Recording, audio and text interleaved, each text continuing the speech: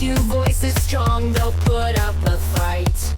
Each week they dig deeper, truths hidden in the dust, unmasking the deceptions, in honesty we trust. Join the Gish Club, hear us roar. Lies will crumble with every word we say, exposing the falsehoods, come join the fray. Candace's reign of terror won't silence our call. Gish Club shines brighter, together we won't fall.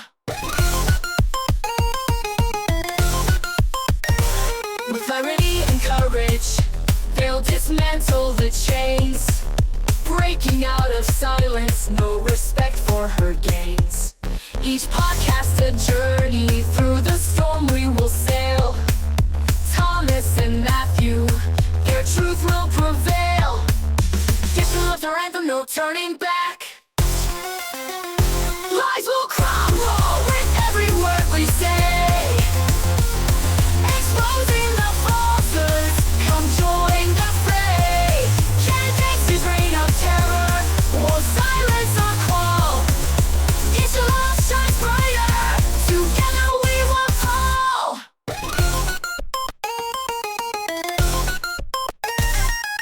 Gish Club's our anthem, no turning back.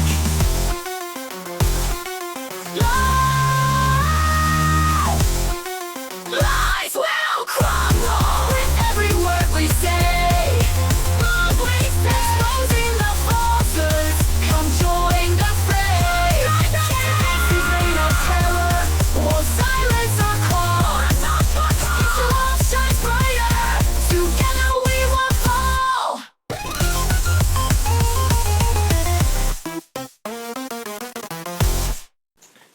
Okay, hello everybody. You just listened to the 16-bit hard lyric version of our theme song. We just listened to it as well. Welcome to Gish Gallop Girl. My name is Thomas Anderson, and I'm here with my son, Matthew Anderson. Yep, as per the usual. Okay, so we have got a fucking show for you. I'm going to go ahead and start things off here, though, before we get into the scripted material. So a little follow-up on getting into locals. Yeah. I finally did it. Oh. Here's how. Something in my brain clicked, and I was like, maybe they have an app. Yeah. They have an app. That's the only way you can get into that fucking site. That's unfortunate that they have an app. Yeah. That they took the time to make an app. Oh, it's so much worse. It's so much worse. So, Candace, of course I went on there and I followed her right away. Candace, on the app, has a subscription model, right? Yeah. Now, the subscription model, if you look at it on her website, if you type in CandaceOwens.com, it'll pull up her locals page. Yeah. It doesn't really pull up a website. To get her merch and stuff, like her fucking stupid Stanley Cups, you have to go to clubcandace.com. Okay. Yeah. Yeah. Now, CandaceOwens.com, directing you to locals, makes it look like you can subscribe for $7 a month or like $84 a year or whatever the fuck it is. Yeah. There's no real savings. Oh, okay. Now, here's where it gets fucky, right? Now, I went through the Locals app because I was like, okay, let's see if I can do what she said. Let's see if I can do 50 cents a fucking month. Yeah. I'll give her 50 cents a month if I can get access to that linked list. Here's the fucked up thing. You go on there and it says that you can get 1 month for this many coins, or 3 months for this many coins, or I think there's a 6-month and a 12-month tier as well. Yeah. Here's the thing. In order to get the coins, because I clicked on that, I was like, okay, well, I don't have any of these nebulous coins. Yeah. How do I get the coins? You have to buy like $80 worth of coins. Jesus Christ. At a time to distribute around to locals people. So like if you want to follow fucking Russell Brand for some reason. Yeah. If you have some sort of self-loathing that you haven't really mastered yet with therapy, you can go follow Russell Brand or any of the hundreds of other people that are on this stupid website. Well, true to form though, Candace provided a link list, but it's locked out unless you have given her at least a month of, whatever. I'm not going to spend 80 goddamn dollars. No. Just to get access to this list. So, what I'm asking listeners is, if any of y'all get access to that and you can prove it, you can shoot me an email, or Matthew if you prefer to. We're both listed on the fucking website. It's a real easy email list. Thomas Anderson at gishgallopgirl.com or Matthew Anderson at gishgallopgirl.com. If any of you are so inclined to do that, screenshot that shit. Yeah. Send it to us. I would really appreciate that. Because otherwise, I'm going to have to find a way, maybe like in a few months during tax time, if it's even relevant at that point. But yeah, she didn't put it on her Rumble. Okay. She didn't put it on any of her podcasts. Only on her locals. Yeah, only on her locals. And it's locked behind a very expensive paywall. Yeah. Her whole thing of like 50 cents a month, $1 a month, whatever. All that shit she said in the last episode. Bullshit. Yeah. Like the bullshittiest shit. Like the rest of what she was spewing. Oh yeah. Oh, just wait for today. Yeah. No, I mean we already watched that. Well, here's the thing. Oh. Okay, so we're gonna get into that. We are going to get into that down inside the episode. Okay. But yeah, we just watched a short film, and trust me, y'all, you're going to hear about it because I wrote it into the script. Oh. So here's the thing, okay? So I was thinking this week I would be able to, having listened to everything ahead of time, of course, I was thinking that I would be able to get through Candace's Dave Smith interview and her Ye interview this week. Yeah. We're not touching the Ye interview, and I'm going to go ahead and explain that right now. The reason why we're not touching the Ye interview is, for one thing, it's 2 years old. Two, he was clearly in a bad place that I don't think he's really gotten out of. And it's really the only reason, in my opinion, to listen to that or possibly watch it on YouTube, because she did put the video up. Yeah. It's an hour and a half. She said it was 3 hours. Mm-hmm. She's only put up an hour and a half. Okay. Now, the reason why we're not touching this is I think Kanye needs help. Mm-hmm. I think Ye needs a lot of help. I don't think he's going to get it from the people that he's surrounded himself with. And to me, it's just punching down. He said a lot of offensive shit that I don't think he understands in his state of mind back then to now. I don't think he understands why it's offensive. Yeah. And all that he has around him are enablers. Mm-hmm.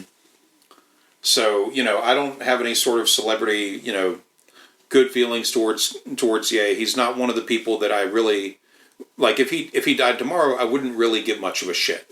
Yeah.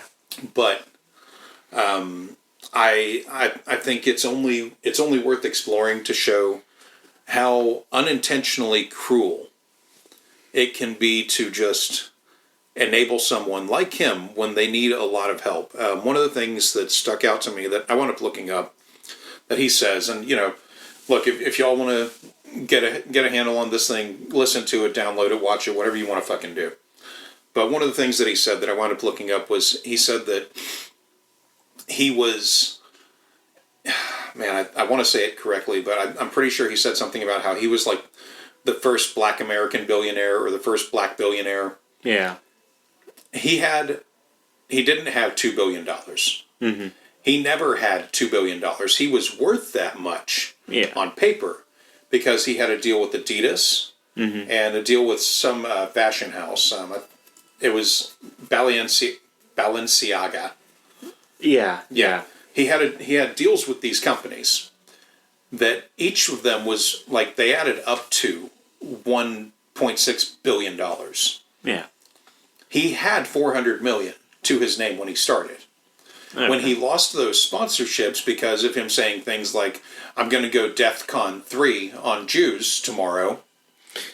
Yeah. When he lost those sponsorships... I honestly forgot about that tweet. Well, it's important because he lost those sponsorships and that knocked down his billionaire status. Yeah.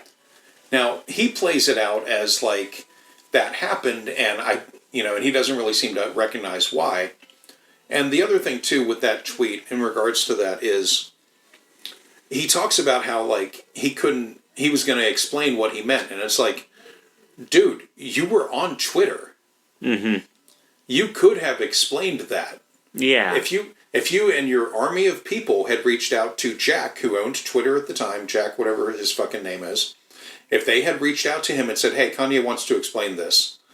He's actually sorry about it. He wants to explain this, and then maybe explained it to Jack and then get the green light. He would have gotten his Twitter account back, I think.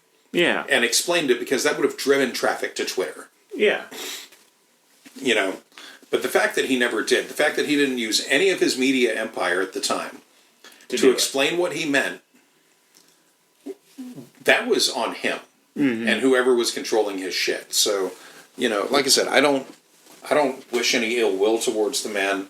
I think he needs help, and I don't think that playing the audio of that whole thing or going through it in clip form is going to help the situation at all. It just, like I said, it felt like punching down when I got into it. I was like, man, like I don't really want to give anybody that's willingly being controlled by a neo-Nazi like Nick Fuentes, or I'm sorry, a theocratic fascist like Nick Fuentes, or a theocratic fascist like Candace Owens.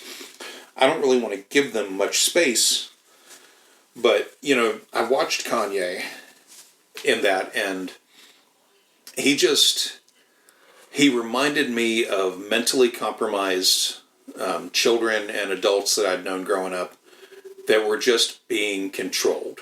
Yeah. And, one of the things that he blamed it on, that I took issue with, was he blamed it on booze. Mm. And then Candace gets into, and that's why they call it spirits, because, you take a spirit into your body when you drink alcohol.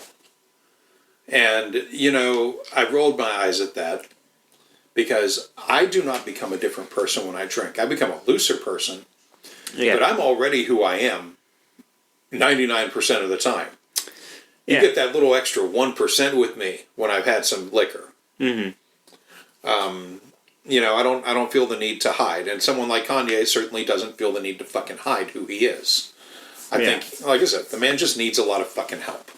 So we're not going to go through that. This entire episode of clips that we're going to get through after we get through the blackout portion is from the Candace Dave Smith interview. It gets horrifying. Yeah. I screamed. Mm-hmm. In my car. I screamed. I'm glad I wasn't listening to what I heard, and we're going to get into that later. I'm glad I wasn't at the library doing my work when I heard that. Yeah. I would have had to calmly pack everything up, walk out, and scream till I was hoarse. Mm-hmm. But let's get into it now. So, Blackout.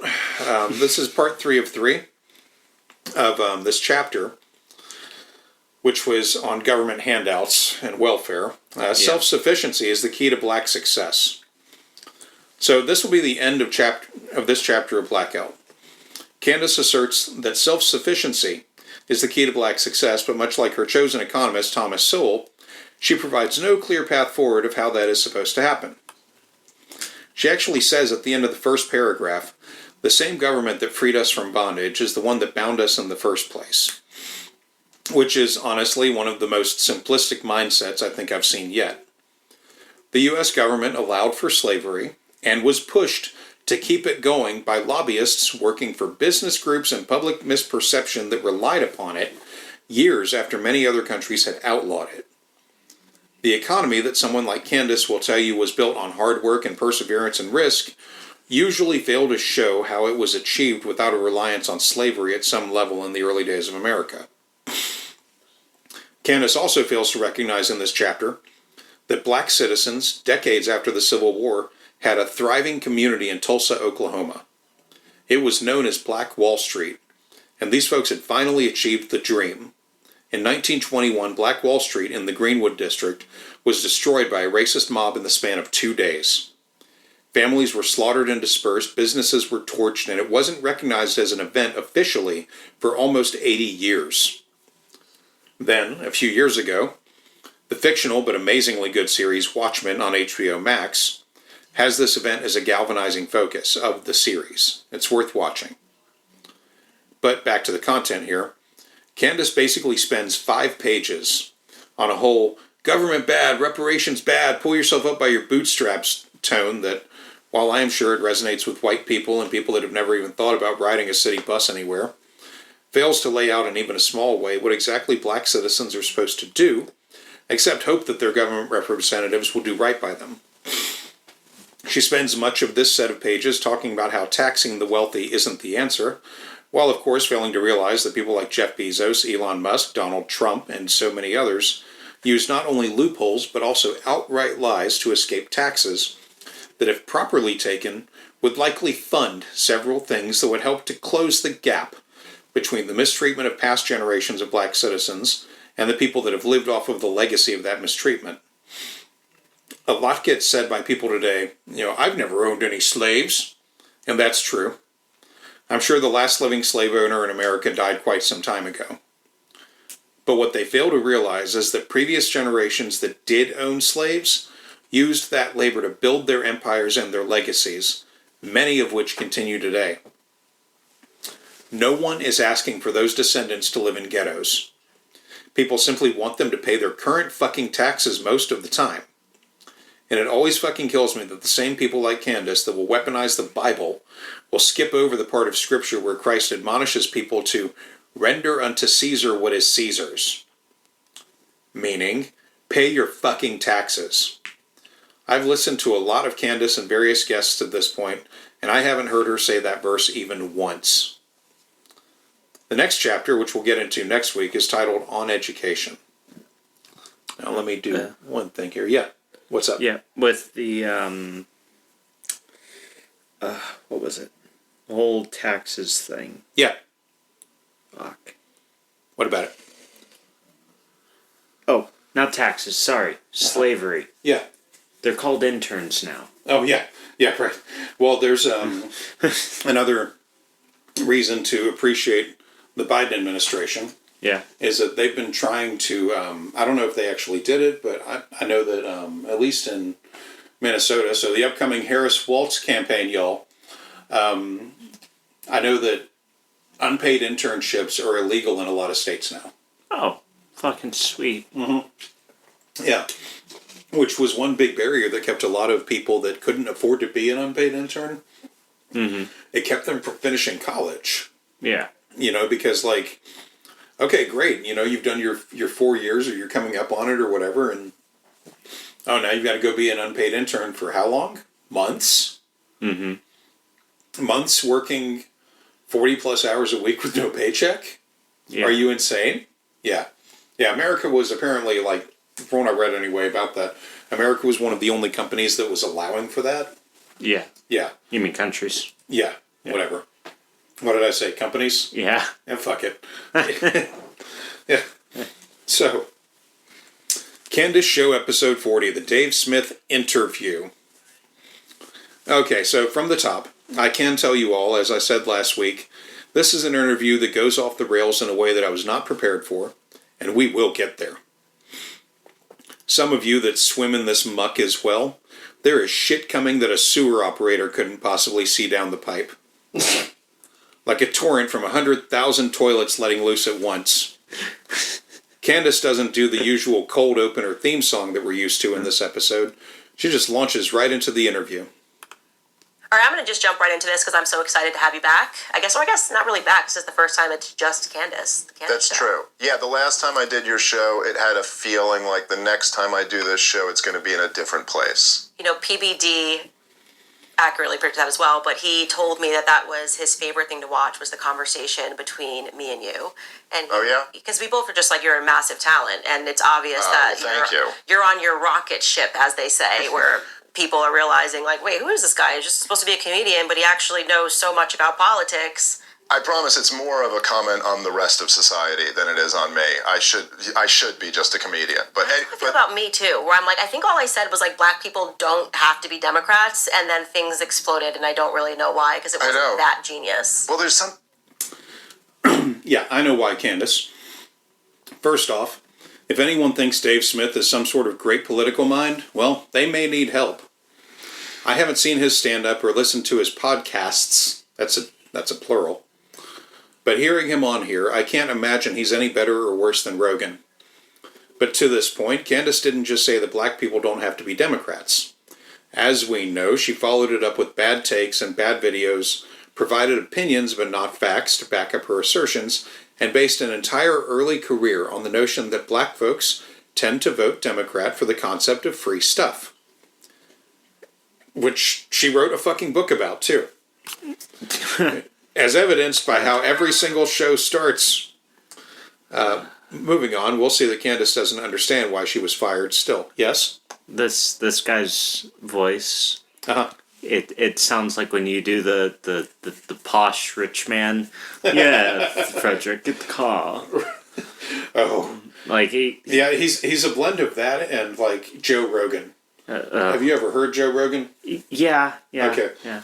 The only difference between this guy and Joe Rogan is that Joe Rogan looks like he hits the gym more often. Yeah. Like I think if you put Joe Rogan and this guy in the same room for long enough, a black hole of stupid will happen. I've unfortunately watched more of the Joe Rogan show through YouTube Shorts than That's I care to admit. Go ahead, yeah. Well, I'm just flipping through and I'm like, oh, what the fuck's this? And I end up watching it. Well, the only way to make the room become a black hole is give Joe Rogan some weed. Because there's several interviews where he does it sober. Yeah. And it's like, okay, this is an interview, you know. There's a couple jokes in there that I can get a kick out of. Do you know how long the Joe Rogan episodes actually are? No. They are 4 hours. No, I couldn't listen to that for 4 hours. Almost every day. Jesus. Yeah. But when there's certain episodes where like he'll start just lighting up a joint. Yeah. And he'll pass it to his co-host, and then his co-host passes it to the guest. Yeah. And they're all in like the same enclosed room, so see, it just fucking turns into hotboxing. Oh yeah, it's they hotboxed a lot. He used to do it from Colorado. Okay. He moved to Austin, Texas, which has much tighter weed regulations. Yeah. I don't think he's hotboxing anymore. Well, I remember seeing one of them. Mm-hmm. He got Elon Musk stoned. Yeah, that's the famous one where people were like, "This is where the Cybertruck was conceived." Yeah. It's It's hilarious because I watched that one and the way it was edited was just Elon Musk going, yeah, Tesla. Well, he did. Oh. He moved to Austin after he signed his $100 million contract with Spotify. Okay. He moved to Austin, Texas. He's best friends with Alex Jones. Yeah. Yeah, and and he's good friends with Elon Musk as well.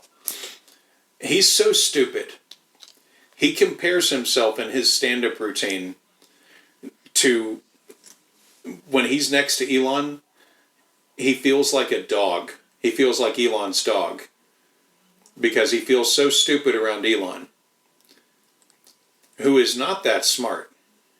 No, he's not. So, yeah. The only way I'm ever covering Rogan is if she goes on his show, and I feel like I have to. I feel like that's an inevitability. Maybe. I know she's been on his show before, and I'm not looking forward to that when we go back through the old Candace episodes, once we're done with Blackout, and we start traveling through the back catalog. I'm not looking forward to coming across the one where she goes, and next week I'll be on Rogan, and I'm just going to scream. Yeah. Because I know that's going to be like a 4-hour talk where like a lot of stupid shit's going to get said. Yep. Yeah. Yep, I know that's coming up. I'm aware of it. So yeah, here's the next clip. Thing about it, like, too, that your first, I think, take that really launched into this chapter of your career was just like, I sure do feel bad about all these dead Palestinian babies. And, and then everybody was like, what, do you hate Jewish people? And you're like, okay, that's It's Tucker Carlson. By the way, I should say Patrick Bet-David is great. I love that guy, and his whole operation is incredible. But you ever hear the thing Tucker Carlson said? I really liked it, where he said, if a wound is infected because you touch it and you recoil. And there's like something about that in life in general where you like find these infections. It's almost like when you just say something really simple and then everyone's like, oh, it's like, wait, if that's controversial, there's something sinister going on here. And it's almost like you're like, wait, if you're telling me I feel bad about seeing a dead baby and that's offensive, then I need to read a lot more about what's going on here because something evil is happening. That's me. I'm just so curious when I see, and I think another colloquial way to say it is they say it's a hit dog that hollers. Right. Perfect example of that was when I tweeted genocide is always wrong, and Dave Rubin just spazzed, and I just was like, what is happening right now? Why are you freaking out? Completely had it wrong. I wasn't even talking about Israel in that tweet. I was talking about Brian Mast, something that he said in Congress, but the way people responded, the fact that it got like 40,000 retweets, and I'm going, this used to be a totally acceptable thing to say that everyone agreed on, that we shouldn't be aspiring to genocide, and suddenly it's like this hot topic, and people were covering me all the time, and from that moment on, I was just on the hit list. You know what I'm talking about? The hit list, where you've said a thing, we don't accept the thing, so now we're just going to, I guess, try to psychologically wear you down by writing hit pieces of things that you didn't say to try to convince general public that you're the crazy one, and we're not just psychopaths that believe in genocide. Yeah, so I have a feeling that Candace's personal views, her Christo-fash leanings, might have come into question at some point. I'm sure I'm not the only one that had been putting it together, but considering that she was fired by people that knew her from behind the scenes of her show, it just seems likely. When we look at how her work has progressed since her ouster from the Daily Wire network, tweeting that genocide is always wrong likely wasn't what got her kicked off. I have a feeling that if she wasn't okay behind the scenes, or if she was okay behind the scenes, they might have tolerated her outward views on the Gaza genocide, if only to prove that they had thick skin at the Daily Wire. Like it could have worked in their favor. But given how her theocratic fascism has spilled out, I think they knew what they had on their hands and booted her before it could get more embarrassing. Mm-hmm. Yeah, because I'm not going to keep a... And it's great that she actually, admitted to being a theocratical fascist. Yeah. Which I'll be honest, I haven't really had the time to look up what the fuck is the difference between a theocratical fascist and a normal fascist. Well, I mean, it's the same as being a Christo-fascist for her, but it's basically just using religion to justify fascism. Okay, so the Imperium of mankind. Yeah. Okay. Yeah, there you go, yeah. Yeah, whatever that Warhammer shit is. Yeah. That all you kids are about. Unfortunately, not that many are about. Yeah, I feel like if you walked into our local comic shop and you were like, I have questions about Warhammer, you'd get like 1,000 hands that would shoot up. Yeah. From the ground.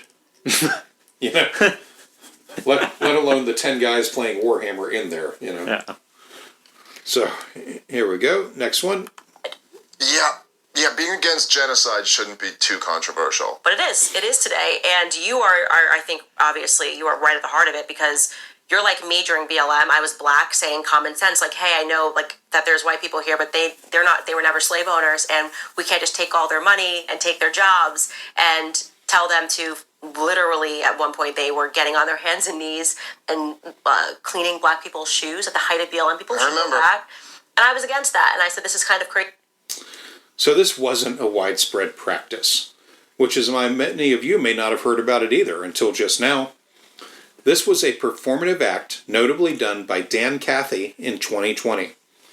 Dan Cathy was the CEO of Chick-fil-A, and he shined the shoes of a rapper named Lecrae on some show.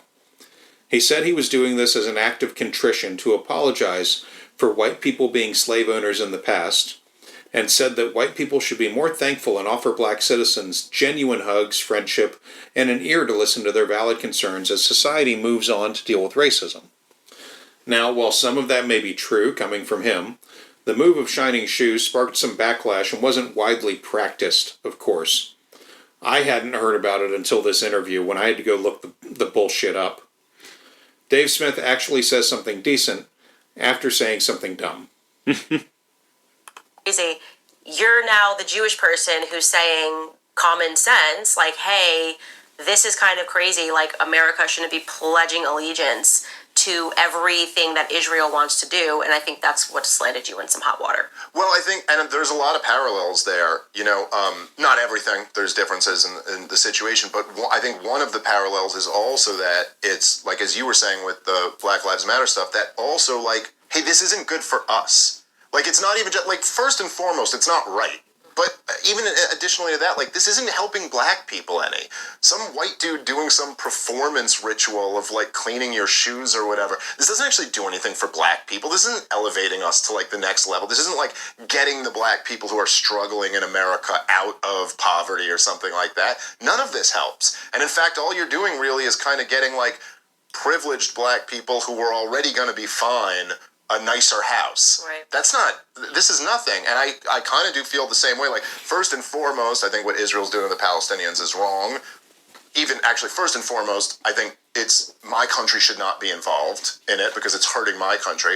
But on top of that, after that, I guess, I also don't think this is good for Jewish people. I don't think this is good for Israel, and then more broadly for Jewish people. I think this is creating a whole lot of resentment against them. It's actually like this kind of sick, self-fulfilling prophecy where you are creating the conditions where actually something really bad could happen, and I don't want to see that. So, and that's what I was saying to...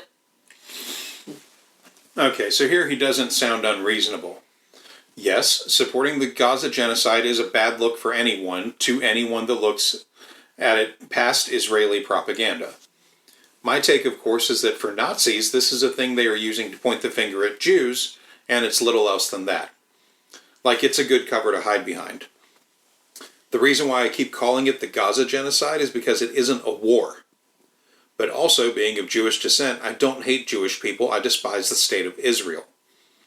But if taken on these words alone, Dave Smith would sound reasonable. He doesn't stay there, and Candace piles onto it with... Black people, I was just like, if you think that because the people are pretending to like you because they're fearful of losing their jobs, that means they really like you, like, that's not what you want. You want people to just like you, right? Because you're going, this is a good person, and I think that I want to work with this person because they're hardworking, because they're intelligent.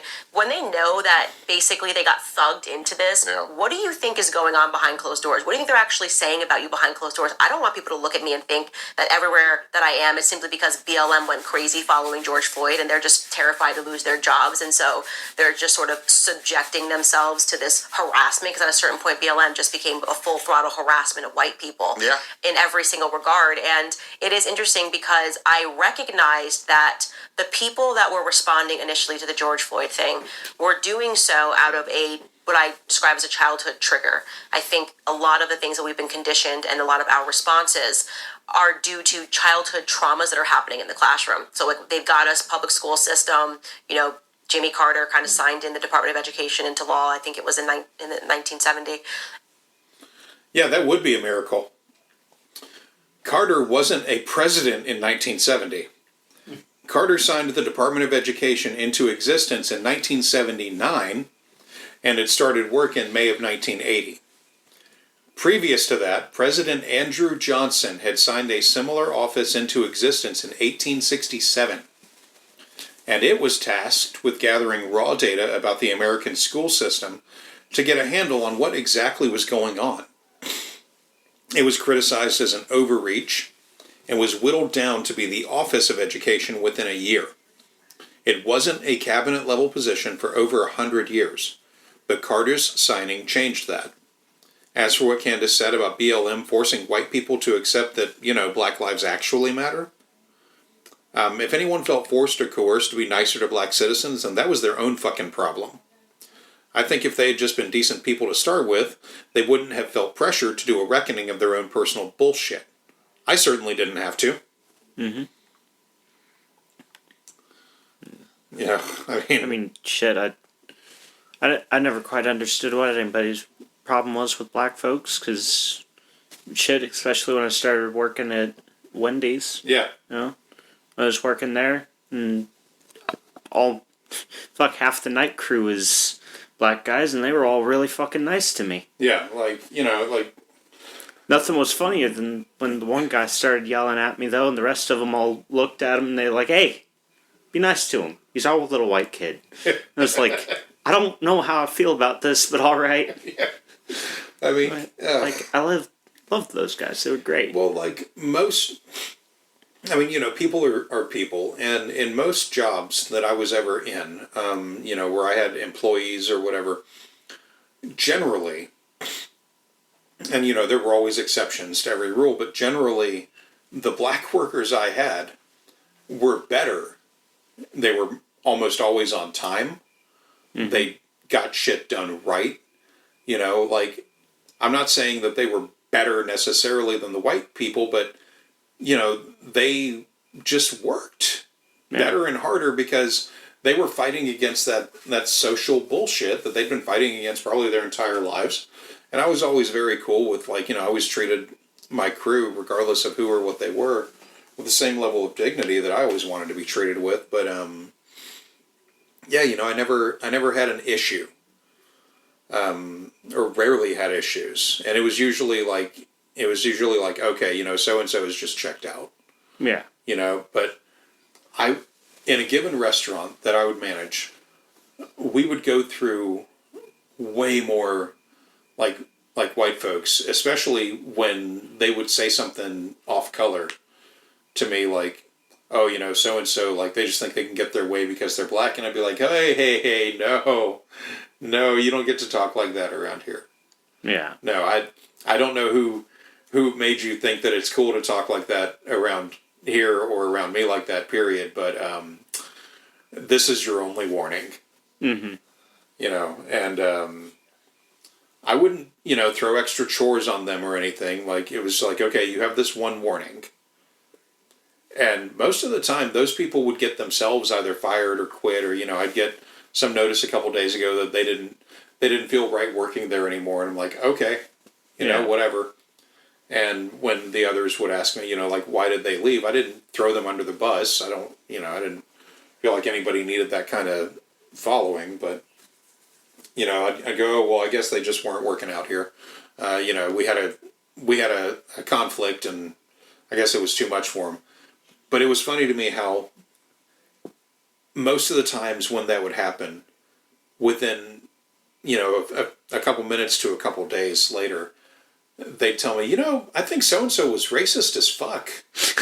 Like, he was always looking at me. He was always like, staring me down, or it'd be like, she was like, she always like seemed like she had a stink up her nose whenever I was around. Like, I'd start hearing that from them. And I'm not trying to throw anybody under the bus when we're all trying to just work together and get along, because, in a proper restaurant, you sometimes, like, your work family, you sometimes know better than, you're around them more often than your real family.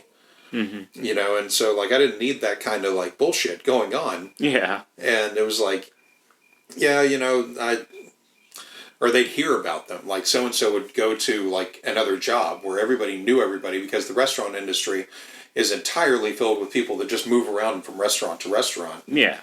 And, like, they'd go pull a part-time job at wherever this person wound up and find out that they were a raging asshole. Mm-hmm. Or they'd come back and go, I know that dude's a racist now because I fucking heard him talking off to, some Mexican workers.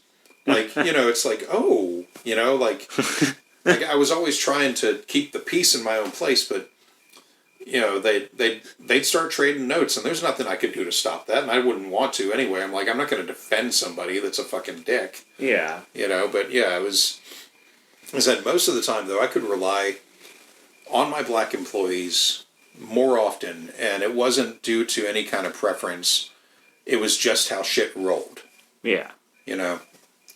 And I didn't, I never approached anybody thinking, oh, this guy's going to be great because, he's black or she's black or, they're Mexican. They should know how to make a fucking sandwich. None of that shit ever rolled through my head. It was just like, okay, Tony, you're working with Jorge, you're working with Daniela today.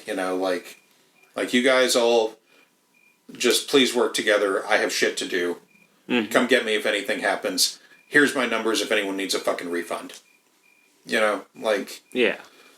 But yeah, you wind up in these situations with people, and it's like, man, if you're just a decent person to start with, you can just agree with the simple statement that, yes, Black Lives Matter. Yeah. It's not that hard to agree with.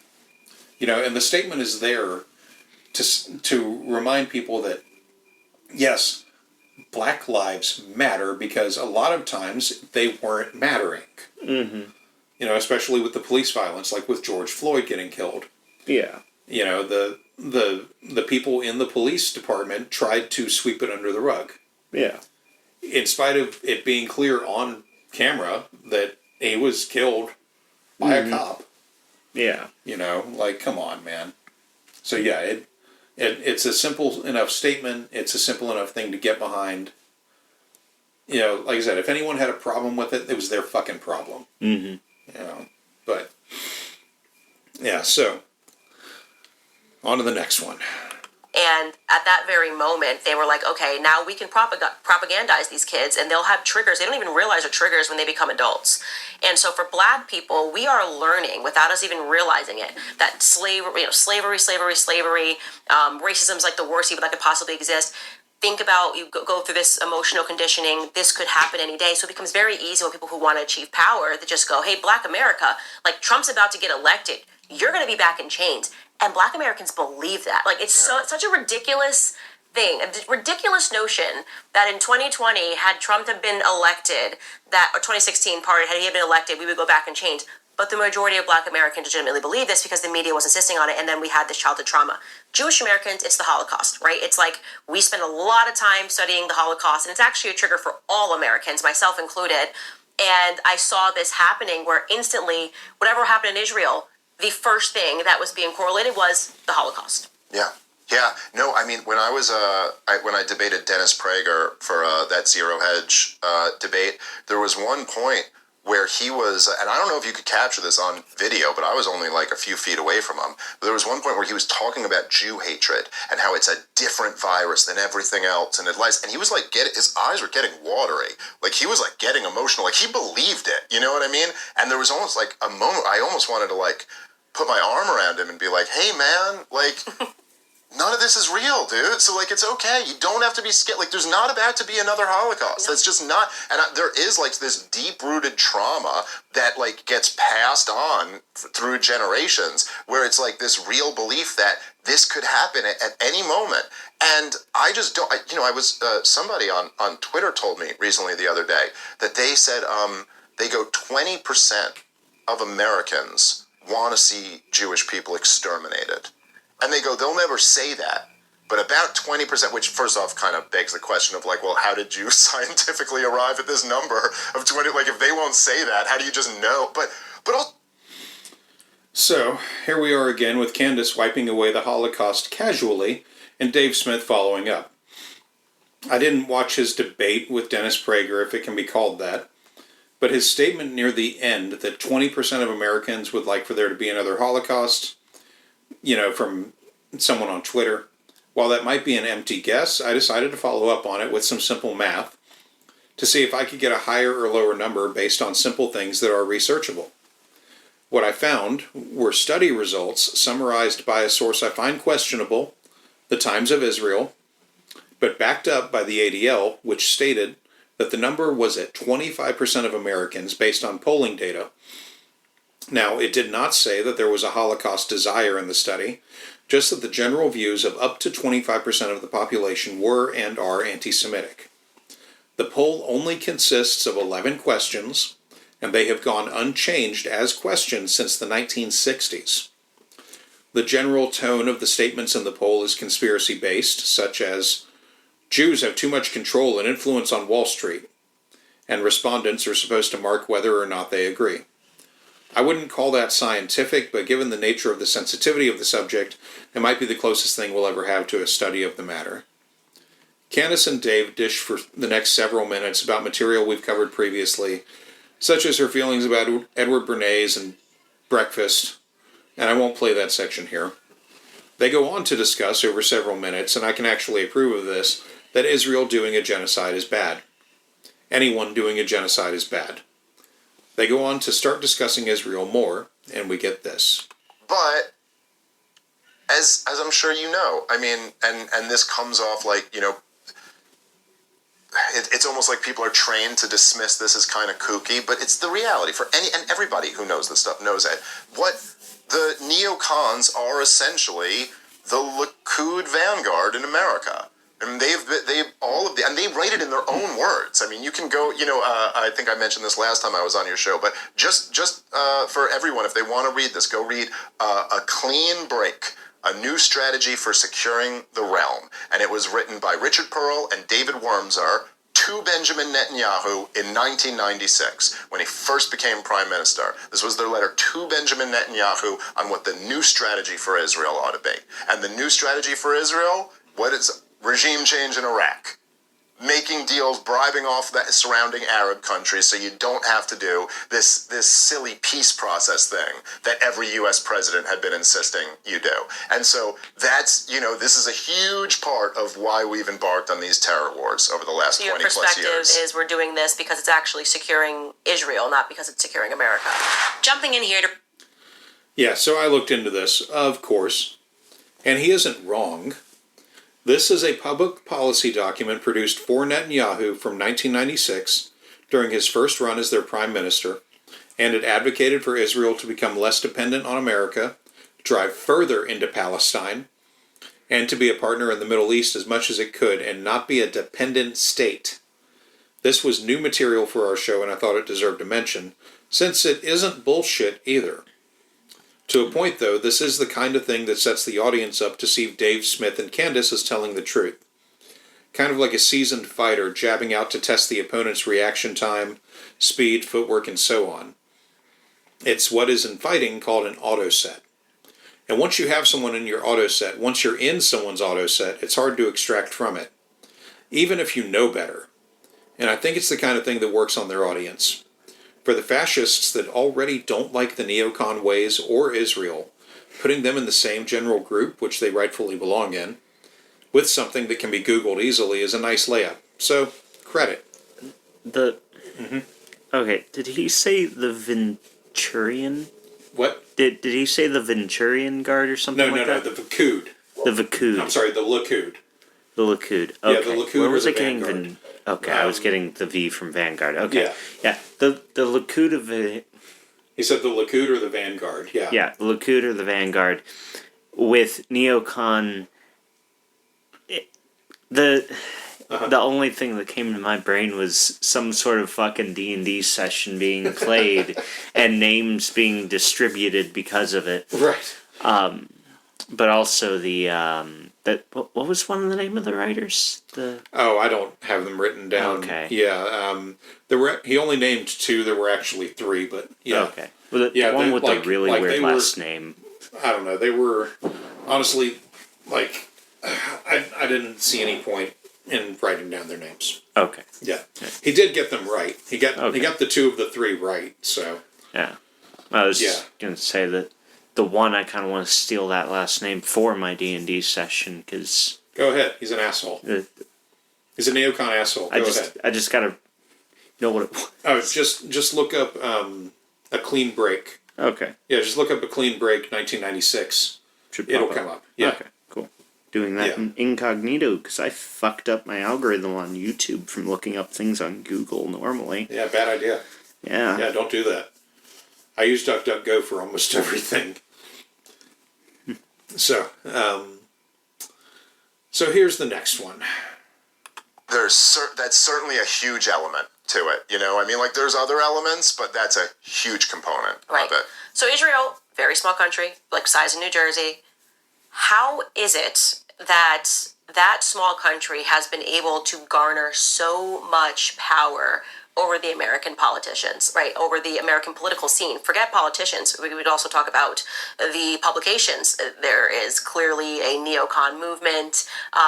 The news stations, there was clearly a neocon movement. You just wonder, because I came at this truly as a conservative. I am a proud isolationist, so I've held the same perspective. I love Thomas Massey, he's my favorite congressman, that while our nation is in decline, we should not be sending any money overseas.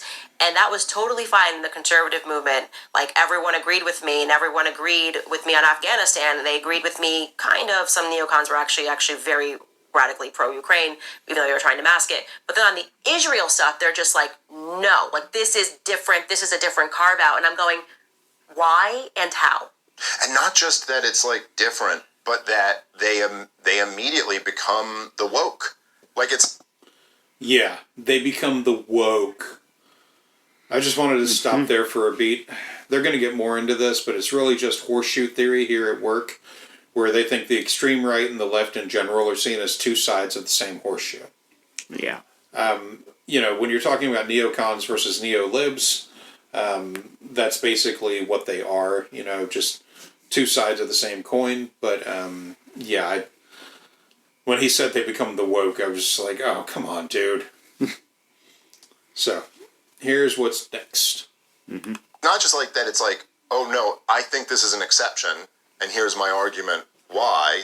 It's like, racist. Shut up, racist. You're not allowed, and you're like, whoa, I thought that was the whole thing we were against. Right, yeah. I mean, I literally just said that the other day, that I think the woke right are the worst of all of them. I mean, like, it's more ridiculous than the woke left, even.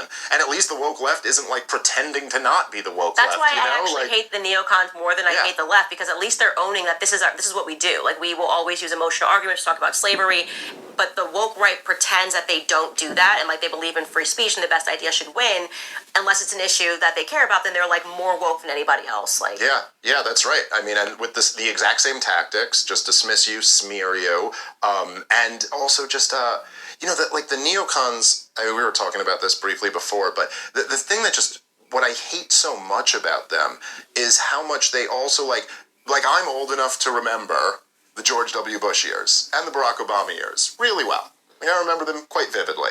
And every single neocon who had the support of every right-wing talk radio show host in America, like the entire Conservatism Inc., through all of the Bush years and all of the Obama years, had no problem demonizing Muslims in the most vicious ways. I mean, it was all, oh yeah, I mean, do you remember the biggest thing in the world was that they were putting a little mosque a few blocks away from where the World Trade Center had collapsed? It had nothing. They made this out like they're replacing the towers with a mosque, and the Sharia law is coming to America. And when they were trying to sell the next war, they were fine with like, be really worried about radical Islam. This was the big criticism of Obama from every dumb Marco Rubio Republican. He won't even say radical Islamic jihad or something. As Obama is dropping every bomb ever on the Muslim world, their complaint was that he's not going hard enough against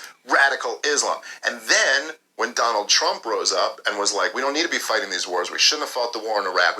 And then he goes, I want a ban on Muslim immigration into America. So, you know, whatever he said, till we figure out what's going on.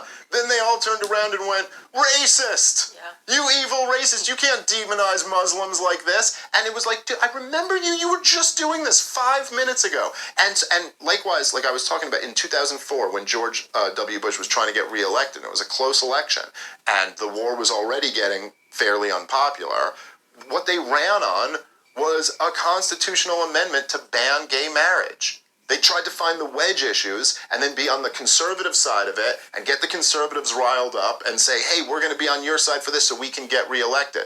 And then as soon as Donald Trump was the most popular thing, they became Democrats. And they went, look how racist these right-wingers are. They're coming after the LGBTQ community or whatever. Like, they have no actual cultural beliefs. They just want the war powers. Yeah, so he's not wrong. But the same neocons that pushed for war in the Middle East, lots of war, publicly opposed the Muslim immigration ban that Trump tried to pull off. He also isn't wrong about the uproar of a large mosque that was going to be built a few blocks away from Ground Zero being a huge issue. And he isn't wrong about the uproar over gay marriage being huge talking points on Fox News and among radio hosts like Limbaugh and Hannity and others. Those things were all pushed as issues for people to be worked up over almost 24/7 during the times they occupied in the past. They go on to discuss CNN personality Don Lemon and how he had changed over the years, and then we get into Kamala Harris a bit. Just recently, because it's because Kamala Harris's track record has been coming up, and it is pretty funny how there was so like when I was younger, there was the Democrats were always racing to not be seen as wimpy liberals. because that had been the knock on them forever, particularly after like the 70s. There were very bad crime. There had been bad crime in blue cities around America. Republicans were running as law and order candidates, and then Joe Biden was a big part of this. Bill Clinton was a part of this, where they tried to race to the other side and be like, no, we're law and order Democrats. Look at this crime bill we just passed. We're going to throw all these people in jail. We're going to ramp up the mandatory minimums. And Kamala Harris was almost at the tail end of that as a prosecutor in California, where she wasn't one of these progressive prosecutors. She was like a Reaganite, hardcore, oh, you got caught with marijuana, you're doing time, oh, yeah. truancy laws, like whatever it is, like throw the book at them. But does anyone have any doubt that if Kamala Harris was a prosecutor today, she would just be one of the progressive prosecutors? Because that's what's in now. Mm-hmm. She doesn't actually have anything that she believes in other than just gaining power. So it's like nowadays she'd be like, hey, we can't arrest people for shoplifting. That's racism or whatever. And she's even saying things like that now. But then people go, but look at your track record. And it's really as simple as like, oh, that was the thing we were doing then. Yeah. Like now we're doing this thing. I don't know. Yeah, so this is just ignorance. I'm not going to defend all of Kamala's choices that she made as a DA, prosecutor, whatever. But among the harsh sentences, we also get things like the Open Justice Initiative, which is an online platform that provides access to criminal justice data, including stats on deaths and injuries in police custody. Harris also helped implement racial bias training that has become mandatory for police in California. Finally, on this short and not comprehensive list of accolades, she also implemented a program called Back on Track that allowed for first-time nonviolent offenders to receive rehab if needed and job training if needed to get their lives back together. They spent several minutes on how they felt about the Trump assassination attempt. Then Candace repeats more of her talking points about the book Chaos by Tom O'Neill, which I won't torture people with here because we have such other delights to show you. Such as... And so it's been one of the most shocking things for me to look back into American history, because way too many times Alex Jones has been right. I want to say that right now. Alex Jones has been right way too many times, right? I am not comfortable with how many times Alex Jones, who I grew up thinking was a total psychopath, has been correct when you go watch the old clips and you're like, what the heck? How did he know that this was going to happen? Maybe he's just been awake for a very long time. Doesn't mean he's always right, but it does mean that he's been right too many times. And the more that I peel back this onion and realize and challenge my conditioning from childhood, it's quite scary, and it gets scary and it gets sinister, because you realize, when we're saying that these people worship Satan, literally there were people in American history that worshiped Satan, and that's why Thoughts? It's almost as if satanic worship has been a thing for a while, and America's been around for an equal amount of time. Shit, there was entire burnings in Salem over supposed devil worship. Yeah, over accusations of devil worship. Some usually erroneous accusations. Yeah. But the Alex Jones one, the Oh, I have thoughts on the matter. Oh God. Yeah. So was he right about the frogs being gay then? No, God, no. And I mean, so Alex Jones, yeah. I try not to tread into Alex Jones waters too much on here, because Knowledge Fight has done such a great job over the years of just taking that man to task, that it's the reason why we didn't bother going through the Alex Jones appearance on Candace's show, because it was just an hour of him bloviating and her occasionally saying a sentence or two. It was utter bullshit, and I didn't want to go through it. To that end, since I started really diving into our show, I haven't listened to Knowledge Fight. Mm-hmm. I'm still subscribed to them on Podcast Addict, but I went to look the other day. I was like, man, how many have I missed? Yeah. I've missed 90-something episodes. Jesus Christ. I just haven't, I don't have the time, I'm dealing with this show, and I'm dealing with listening to Candace and stuff, and so between listening to Candace and dealing with this show and occasionally catching up on other shows that I do like to listen to otherwise, Like the most recent run of It Could Happen Here, or whenever Desperate Acts of Capitalism pushes up a new episode, or whatever other shows I can kind of like listen to once and move on. I kind of do that with, because like I used to listen to like 8 hours of podcasts a day, but now I get free time and I open up everything and I start working on episodes. And so I really don't have the time to engage with that.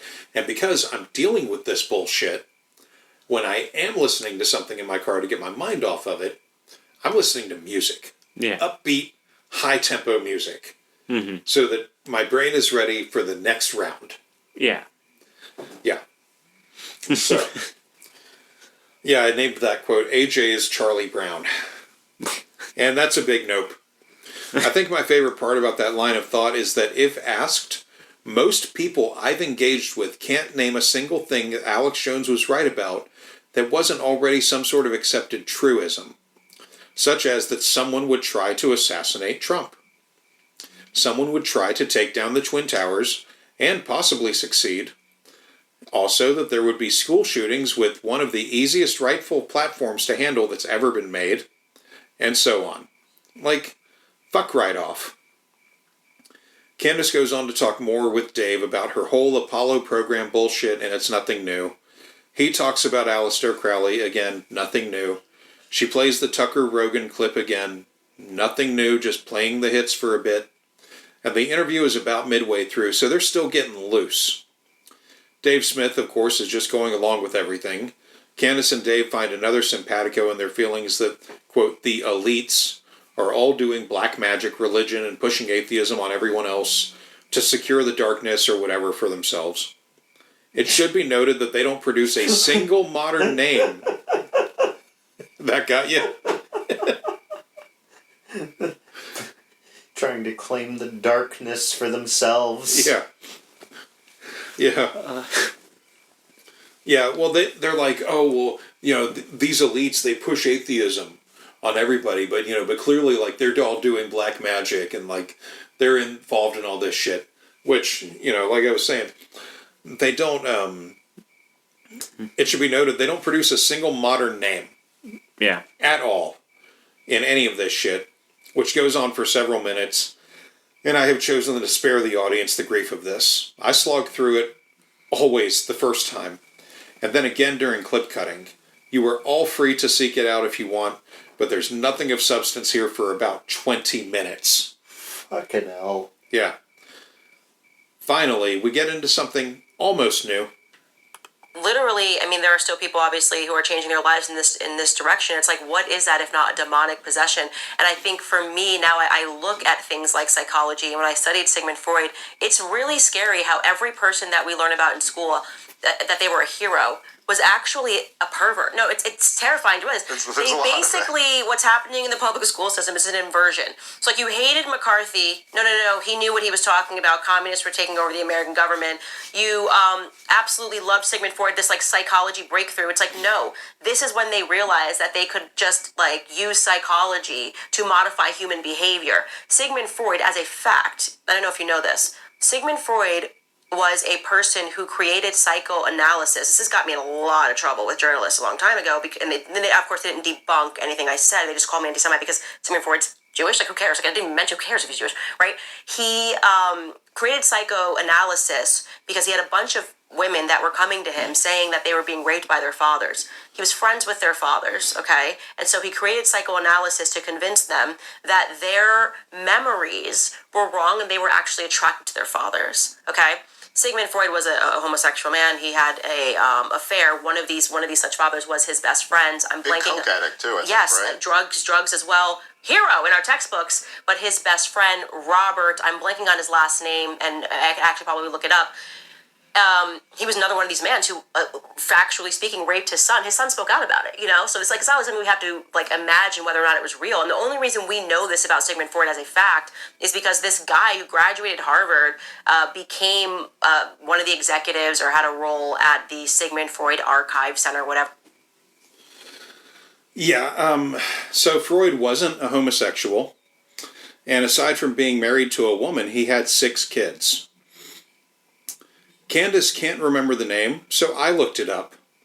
Robert Fleiss is who she was likely trying to name.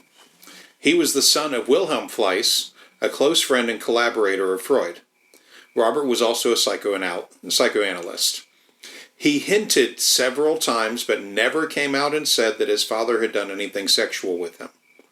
People that have read too much into his work with the story to sniff out have said this, but neither he nor his father ever said it, and that goes for anyone else in their circle.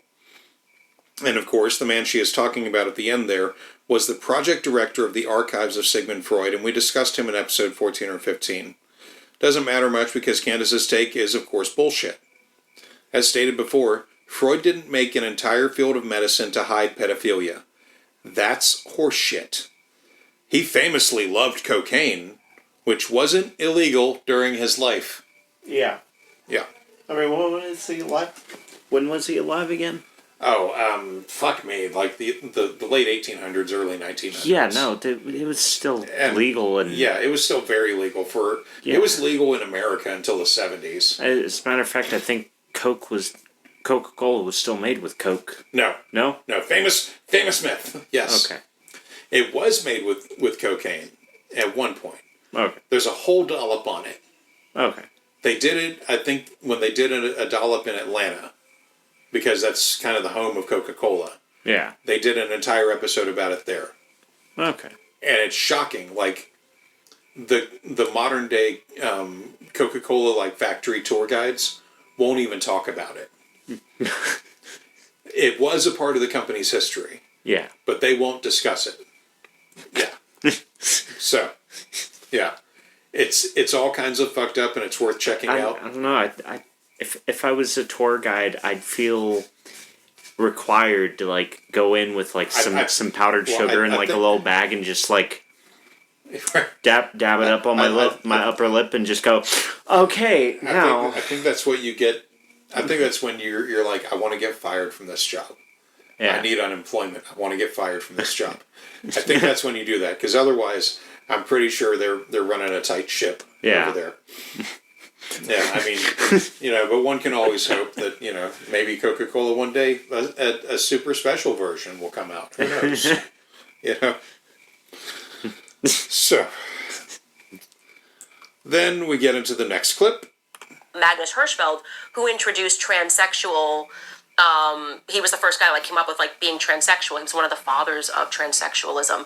And when you look into him, he was an awful guy. He was he an like a awful pervert. Yeah, they all were. He was like an awful pervert. And it's like, why are we protecting so many people throughout history that were involved in really sinister, disgusting stuff? And not only are we protecting them, we are then reintroducing them as heroes. So if you look up Magnus Hirschfeld, he's introduced as a hero because now we're back at the trans stuff. If you look up Okay, so this is something that Candace says a lot, and it's honestly some of the most puerile Nazi shit. One of the more famous Nazi book burnings was the work of Magnus Hirschfeld. Now, when Candace talked about this in a previous episode, she said that it was student protesters, while failing to mention that those student protesters were brown shirts. That kind of complicates things a little. Little bit, yeah. Yeah. Magnus Hirschfeld began the world's first LGBTQ organization. He did do gender affirmation surgeries. He did coin terms such as transvestite and transsexual. And he was way ahead of his time, pushing for the normalization of relaxed gender norms in society. He was not a pedophile or a rapist, and was generally well liked by those who knew him. The Nazis, of course, said different things. Yeah. And they are the kind of things that Candace Owens spouts off without ever being able to prove them. Mm-hmm. Part of this may be that, like Freud, Magnus Hirschfeld was also Jewish by blood. And, Candace is a theocratic fascist. Yeah. Anyway, in the next clip, Dave isn't wrong. People talk about how evil these Muslims are and how how terrorist the Palestinians are. And it's like, hey, listen, just before you go judging a whole group of people on these standards, just at least be fair here and go, look, we had one 9/11 and we responded this way. Imagine that was your whole life, your entire life. It's not to say You know, that doesn't mean like, oh, you're justifying Hamas or something like that. I'm just saying, at least think about this, okay? Those people in Hamas who broke out of Gaza on October 7th, almost all of them, maybe there's an exception here, but I almost guarantee that every last one of them, that was their first time ever leaving Gaza. They had never been outside this 5-mile wide prison. You know what I mean? Like, just think about that for a second. Like, okay. Now, so as he said, not to excuse the violence at all, but the people being held in Gaza that led a revolt that night in October of 2023, most of them were probably born in Gaza, in a concentration camp zone. They had never committed crimes against Israel. Their only crime was being born in Gaza to Palestinian parents, and then being forced to only live there. Visas to travel outside of Gaza are basically a matter of luck to obtain, and once you have one, it's a further matter of luck to be able to use it within the time frame that you have. It is truly fucked up. It is rare for a married couple to leave, and even more rare for a family. And that was the case before October 7th, 2023. It is, of course, much worse now. So if we're still following the fistfight analogy from earlier, that was a couple of jabs. Here's another one. Look, one of the things that's really interesting about this, right? Okay, so that clip that we just looked at, that was the most controversial moment of that podcast when Tucker came out against dropping nukes on cities. And you kind of have to ask yourself, okay, well, listen, why would that be the case? I mean, why would it be so, like, radioactive? Because they're planning to do it again. Well, I mean, I think the point you were making before, I mean, it cannot be overstated how much World War II is the origin story of the American empire. And how this is so, and like you said, not just neocons, this is like hardwired. It's been so deeply propagandized into people that they have to, I mean, if you start questioning World War II, that's like, yo, what are you doing? And I could question World War I, no reaction.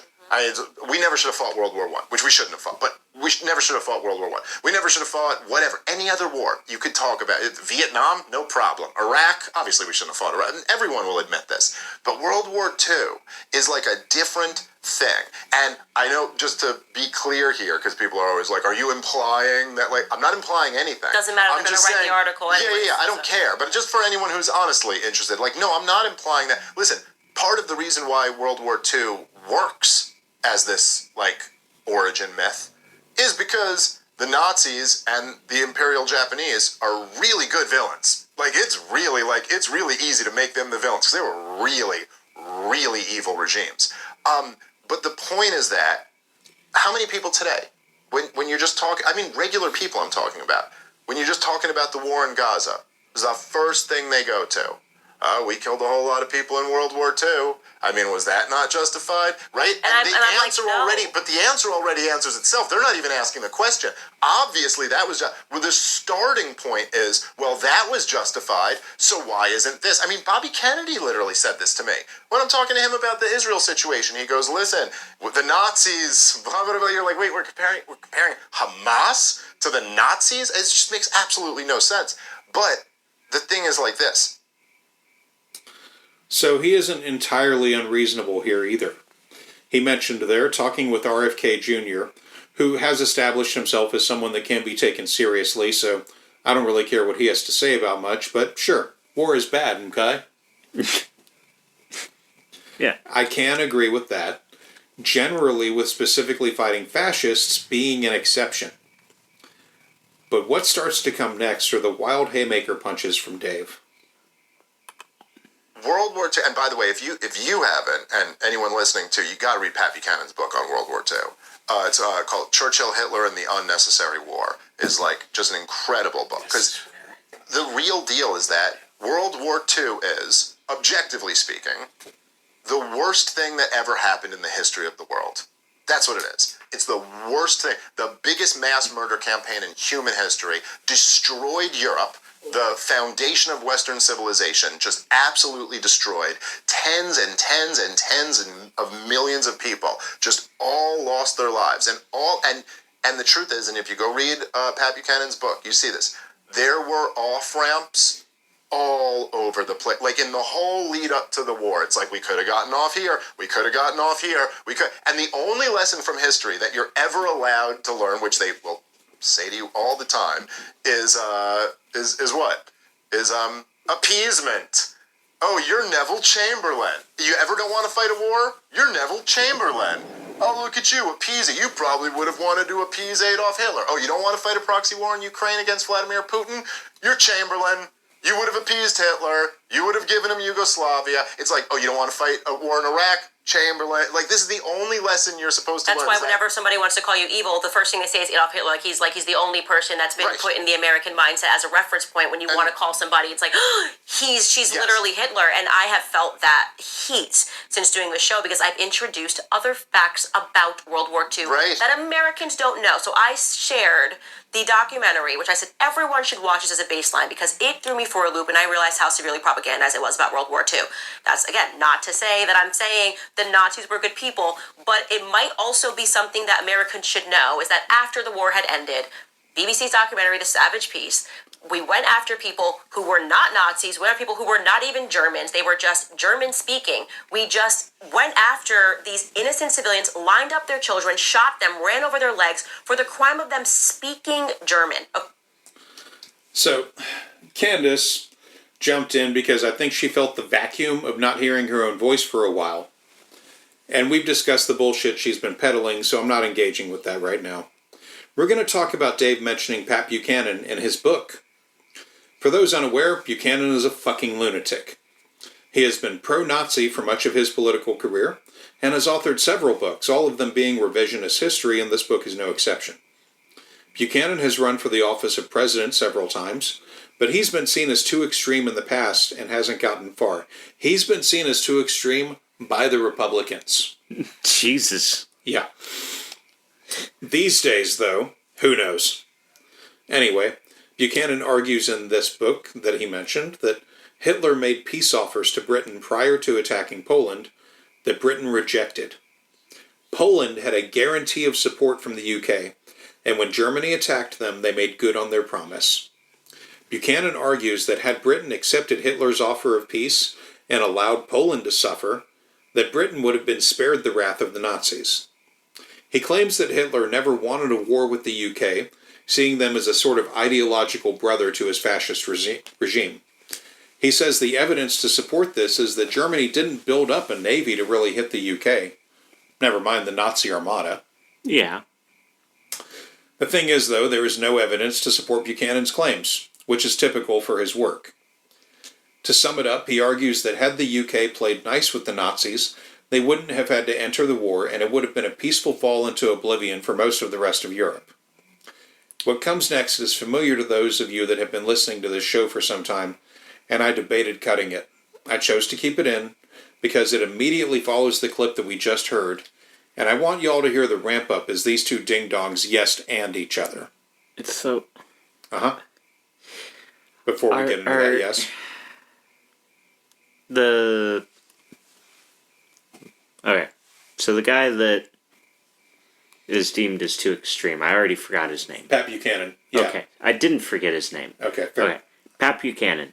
I wish history would forget him, but go on. Yeah, well, Pat Buchanan, is he basically saying that World War II is not Hitler's fault, but Britain's fault? Pretty much. And then by proxy, ours. Yeah. Here's the deal, though. I'm not sure if I get into it later on in the script or not, but yeah, the reason why Churchill called World War II an unnecessary war is because they could have stopped Hitler at any point. Okay. And because Churchill kind of asserted that because he came in too late and the British didn't act early enough, that Hitler just thought he could just, be Hitler. Yeah. Yeah. And, the thing is, though, is that what I don't think they're really reckoning with here is that fascism as it is, if the Nazis had not gone out to do their fascism, they would have fallen from within. Yeah. because it relies on war. It relies on conquest and expansion, and using people as chattel slaves like they did with the Jews and the others in the concentration camps and the death camps. Like it relies on way too much expansionism. Yeah. To they would not have. Germany would have fallen due to its own isolationism. It could have gone very differently. Yeah. But yeah, that's why Hitler said it was unnecessary, because the right people did not act at the right time. Yeah. Churchill, you mean? Yeah, Churchill. Yeah. Yeah. Yeah, Churchill said that because the right things were not done at the right times, even when there was plenty of warning, they didn't act. Is why it built up to what it built up to, and why they had to act eventually. Yeah. Yeah. So. Yeah, let's get into the next one. And now I've named this clip for obvious reasons that I just described. Same old Candace. Okay, that is wild, and it's an important thing for you to understand, because if that is how we behaved in peacetime, 12 million German-speaking civilians who were ethnically cleansed, if you find a single person that is trying to justify that by saying their stupid phrases that neocons say, well, war is hell, shut up. Just shut up right now, because just know that I love that. Yeah. I love that's my favorite argument. Well, War is hell. when they've lost everything else, when they have no moral arguments, then they're just like, you're like, hey, this 4-year-old got shot for no reason. They're like, war is hell. No, actually, I'm just quite makes me comfortable. want to freak I love that argument. It goes, okay, so war is hell. That's right. So I'm glad we've established that you are pro-hell. Yeah. And I am anti-hell. Yeah, I'm anti-hell. So yes. That's okay. my problem. So And there they we make go. it seem like we're the monsters. And I'm like, it is important. And the amount of people that have reached out to me, it's so sad. Because think about this. This happened to people for the crime of speaking German. They had nothing to do with Nazis, didn't vote for. Not even the majority of Germans voted for Adolf Hitler, obviously. Right. And I think it was 30%? And then he was installed, essentially. But the point being is that you had these people who had lived on that land forever, ethnically cleansed, 12 million people. And when I saw it, how horrific what was done to them, because there was actually footage. And it's so shocking. And then I had people reaching out to me from Germany saying, thank you so much for covering this, because we're not even allowed to talk about it, because then they passed speech laws. So if you said anything that stepped outside of the bounds of the World War II established narrative, right? Allies good always, no matter what, even after the war when we were ethnically clean, we let Stalin just go in there and rape a bunch of women. Yeah, Stalin, the Soviet Union and the British Empire, the forces for good yeah, in the world. That even makes sense. I'm like, wait a second, Stalin, what are we talking about? He was mass murdering Christians. And I never even questioned that when I was growing up, because again, we've been so removed from our Christian faith, we don't even think about it, because who was doing the World War propaganda? Who was running the government? Edward Bernays. Yeah. Edward Bernays, they established for the first time ever a propaganda arm in our government. And Edward Bernays was running the program to basically psychologically convince us to only go Nazi bad, Nazi bad, Nazi bad, inspiring us to sign up to kill some Nazis. We stopped seeing each other as Christians. We stopped seeing each other as human beings. The part was you no longer need to think of German civilians, these Czechoslovakian civilians, as civilians anymore, because it's everything we do now is about killing Nazis. So what we did in Dresden, an objective war crime, and any person that says otherwise is a monster, and stop listening to them. Incinerating Catholics on the eve of they're running around and you've got ash on your forehead, on the eve of Ash Wednesday, they incinerated Catholics, a sick joke, right? And you look at that and all through the day of Ash Wednesday, and you have people that will try to justify that. Dresden was not a city that needed to be firebombed at all. So when you look at that and you hear people say that, and still today we carry that same propaganda, Nazi bad, so no matter what we did, even if we had to rape and kill children and women, which we did, we allowed Stalin's men to do that, it's all acceptable because, war is hell. Yeah. Dave, I just wanted to let you know something. War is hell. Oh, well, it's I guess the argument's over then. Yeah, you're right. Well, then it's okay, I guess. Well... yeah. Okay, well, to that last bit there. Stalin's men, just sounds like a Stalin problem, for one. Yeah. That, sure, has been handled already. Yeah. Given, Stalin's current state of health. Yeah. But... Yeah. Yeah, that was not America. No. That was not Britain. That was the Soviets. Yeah. Also, the propaganda arm bit. Have these motherfuckers never heard of fucking Revolutionary War. If you want to talk about the start of American propaganda for a war, Right. I mean, that's the first one that comes to my mind is fucking Franklin pumping out the "Don't tread on me." yeah, I mean, or the fact that, you know, and war among nations is a massive effort. Yeah. Putting up posters to be like, hey, join the army, or, you know, save supplies or whatever, that's not new. No. There's nothing new about that. And Bernays was like a corporate stooge Yeah. by the time of World War II. He did his job in World War I. Mm-hmm. You know, if you want to focus on Bernays being a propaganda master and getting guys to sign up for an unnecessary fucking war, World War I, fine, we can agree on that. Yeah. Fuck, you know. Yeah. Money bonds. He and was shit. already in. Yeah, I mean, there's like 20 years between those wars. He had moved on with his life. Yeah. Now, it could have been that people that studied his methods were working, you know, in the propaganda arm for the government. Sure, I'll allow for that. I'm pretty sure that's what happened. Yeah. But Bernays was not crafting, you know, fucking war strategies. He was trying to figure out how to sell cigarettes. Yeah. But again, that never comes up. That never comes up with her. Bernays' record with cigarettes that undoubtedly killed way more people over way more decades never fucking comes up. Yeah. Or the fact of pushing it specifically for women at one point. Yeah. Yeah. Like getting women to smoke and making women smoking socially acceptable. Mm-hmm. Like fuck off with this shit. Yeah. Now, for new listeners, and I'll grant that that might be a thing that actually occurs. Yeah. Candace talks about all this shit in almost every episode. But some basic facts: 12 million Germans were not killed after World War II. No. The number was closer to 500,000 and possibly up to 2 million across all of Europe, which is a lot of space. The heaviest deaths occurred in places like Czechoslovakia, which had been a Nazi hotbed during the war. People turned on their neighbors that had been Nazi supporters or sympathizers or soldiers. German is the main language of several countries in Europe even today, so no one was being arrested in German-speaking countries for speaking German. They were being arrested for their ties to the Nazis. Some people were said to have been innocent, swept up in the purges regardless of affiliation. While that's unfortunate, the number of deaths post-World War II is not 12 million killed.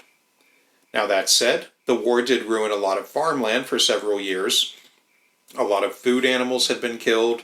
Fishing boats had been destroyed during the war, so there was some starvation, and it took a while for countries to come back from the damage, mental, physical, and moral that had occurred. The United States, despite being a victor, had its own post-World War II troubles to shake off, and I don't think it was our place to go save former Nazis from the people they suppressed. As for the bit about Edward Bernays, his propaganda work was in World War I. Also, no one much gave a shit if someone called themselves a Christian if they were getting shot at by them. Because despite religion, the people on the Nazi side were part of a vast war machine that didn't give a solid shit about who they were killing most of the time. We look back on them as monsters for a lot of very good reasons. If Candace really believed this particular angle, then she should take issue with other things we've discussed before, such as the Reich Church / positive Christianity, and the fact that the Nazis, despite calling themselves Christians, were definitely acting against religious principles. Yeah. But as we know now, based on the last clip of our last episode, as a theocratic fascist, she probably doesn't take issue with their actions. As for the bombing of Dresden, it's a point of debate these days as much as it was then. But Dresden was a major producer of items for the Nazi Wehrmacht, with over 100 factories, literally producing things like guns, ammo, tanks, tractors. Yeah. So it would have been extremely tough to just roll in and take that. I'm not defending the bombing, but I understand why it was done. As for Germans not being allowed to discuss this stuff, that's also bullshit. They are allowed to discuss these things in Germany, Even immediately after the war, they were allowed to discuss these things. What they were not allowed to do in any sense was talk about trying it again. I wonder why. Yeah. There is a difference between lamenting and plotting. They were allowed to grieve and to be honest about the history, and they still are allowed to do so. Now, Dave Smith is about to tell us all, and Candace, about a short film. Oh, there we go. About a short film that came out at the end of World War II. I guess the argument's over then. Yeah, you're right. Well, then it's okay, I guess. Well, there's a, by the way, you should, if you ever seen Hitler Lives? No. Okay, so Hitler Lives is a piece of American propaganda in the wake of World War II. It was written by Dr. Seuss. It is like straight up, like this is what the propaganda at the time was. And so in the immediate wake of World War II, one of the things that's interesting is that they do not mention the Holocaust or Jews. That doesn't even come up because that was not even a part. The whole thing is about what an evil race the German people are and how we better keep our eyes on them because they already did this twice and they're going to do this again. So keep your eyes on these, like, filthy Germans. Well, that's what they don't like. When you tell the story of what was said about the Germans leading up to this, they don't like this. So there was an entire book written about how they needed to ethnically cleanse the Germans before World War II. It was written by a man named Theodor Kaufmann. And I want to get the exact name of that book correctly because God... Now, as I write this, and this was from earlier, I just downloaded this film from the Internet Archive via torrent. Anyway, basic fact-checking on Dave's claims, which he should know, as a person putting this out there, is that this movie, Hitler Lives, was not written by Dr. Seuss. It is based on a work that Dr. Seuss, a.k.a. Theodor Geisel, wrote during the end of the war called Your Job in Germany.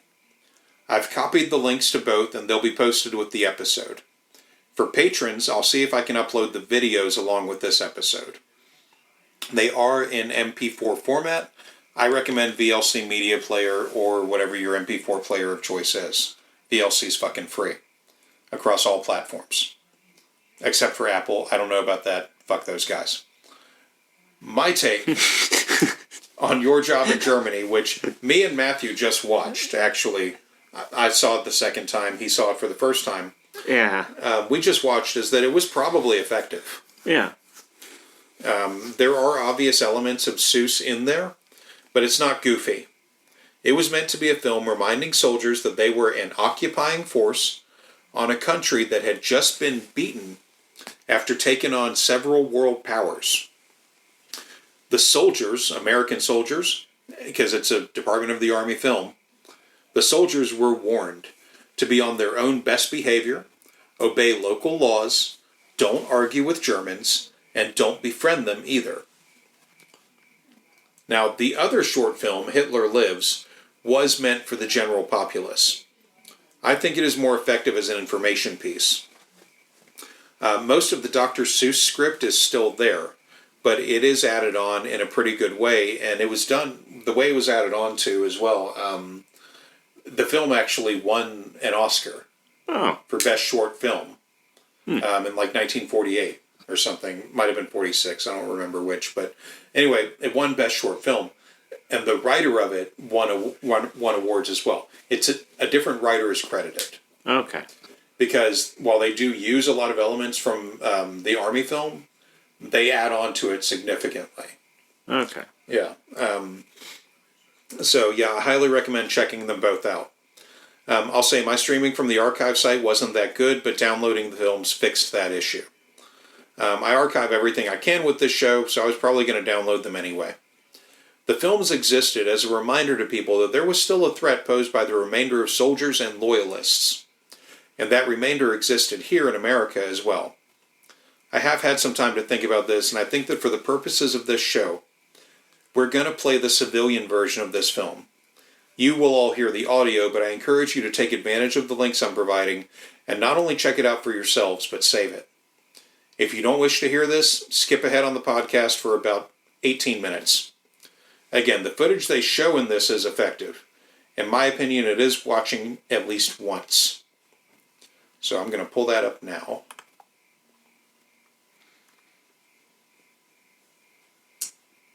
see.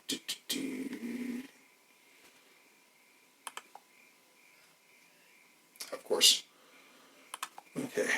I'll just have to come back to that. And I believe it's in downloads. There it is.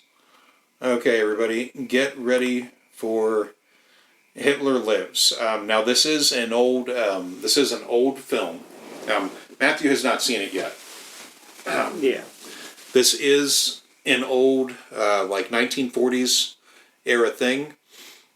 So the audio, I'm going to try to turn it down a little bit so it doesn't completely murder y'all. But, and I'll try to talk over points where they're just showing signs. Okay? But that's it. Otherwise, we're just going to let this play for itself. Warner Brothers Pictures Inc. presents Hitler Lives. Screenplay by Saul Elkins. Narrated by Knox Manning. Music by William Lava. That's one hell of a last name. It shows the Liberty Bell swinging. War with Germany ends in victory.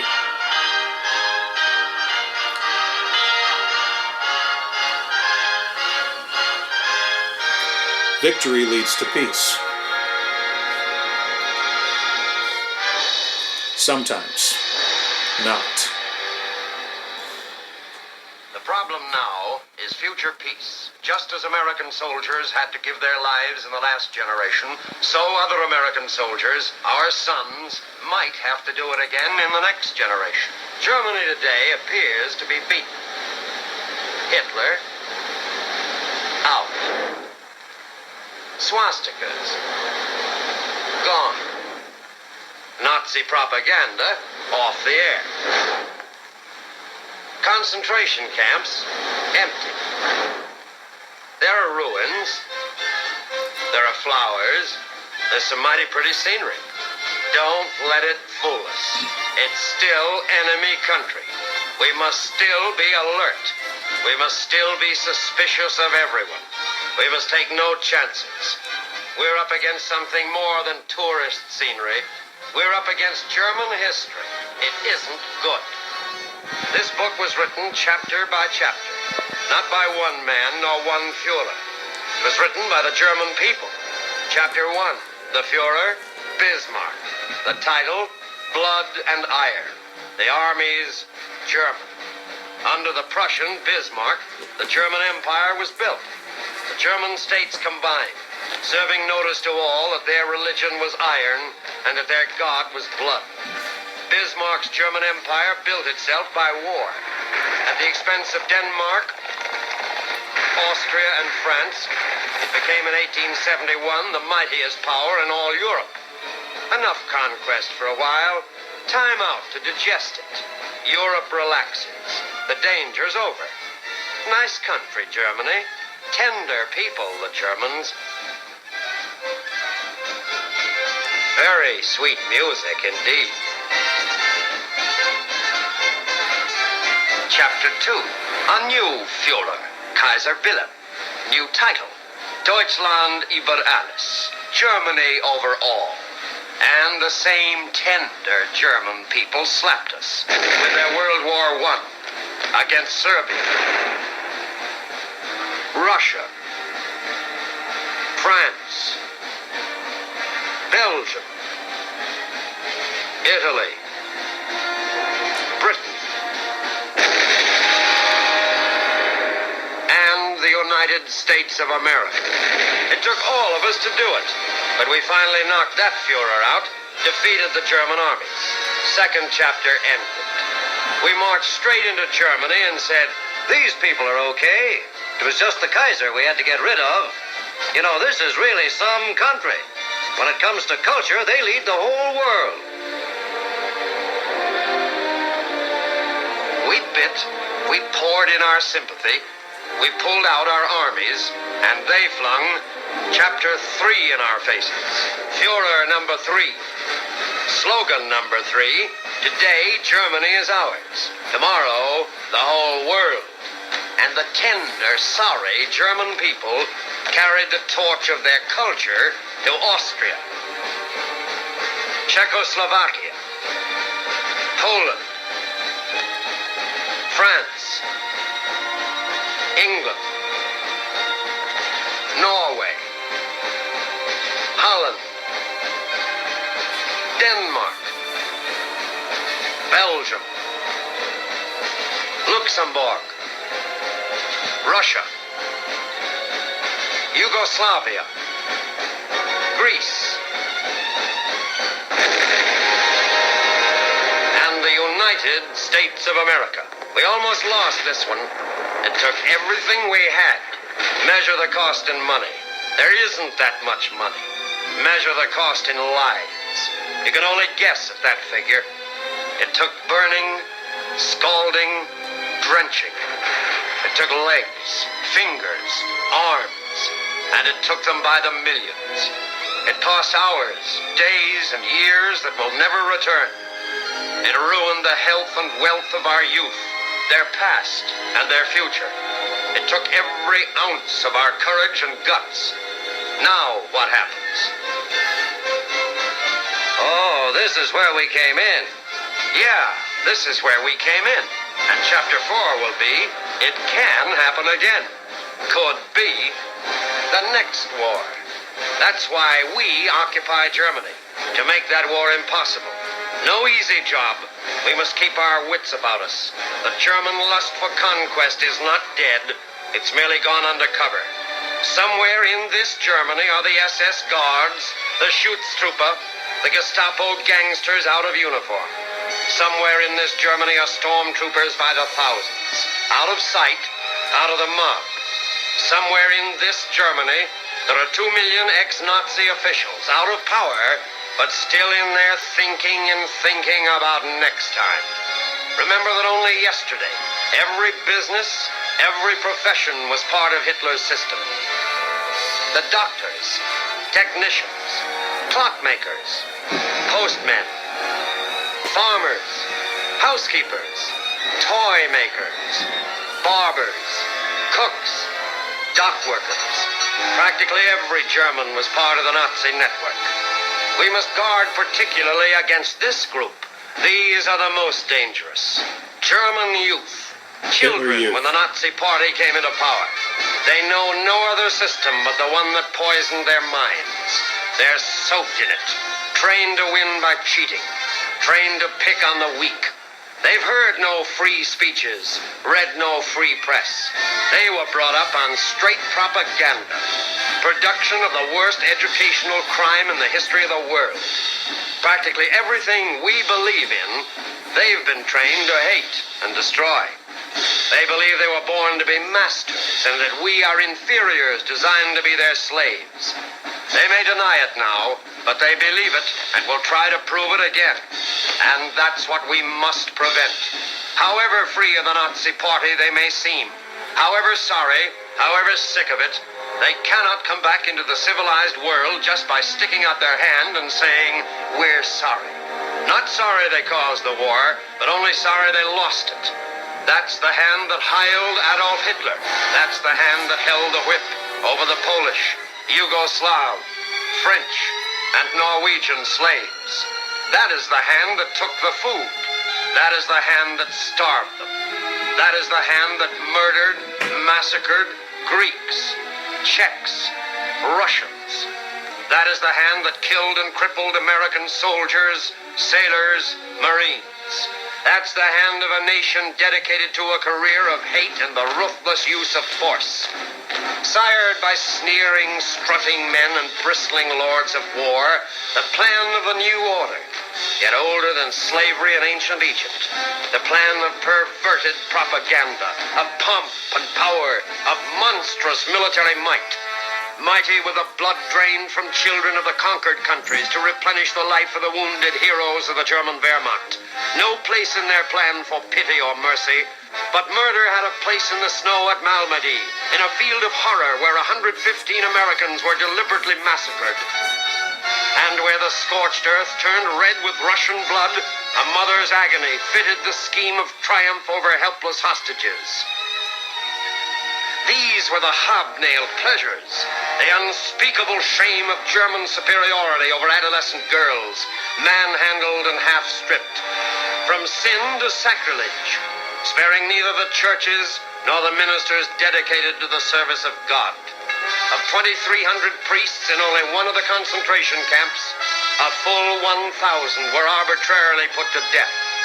This was a Nazi nightmare of misery, their malignant masterpiece. An entire generation of children conditioned to the sight of dead parents, tortured brothers, violated sisters. Everywhere the ghastly, gruesome gauntlet of plague and the tragic, haunted faces of the ghetto that recall the horrors of the Middle Ages and the medieval tortures of the Inquisition.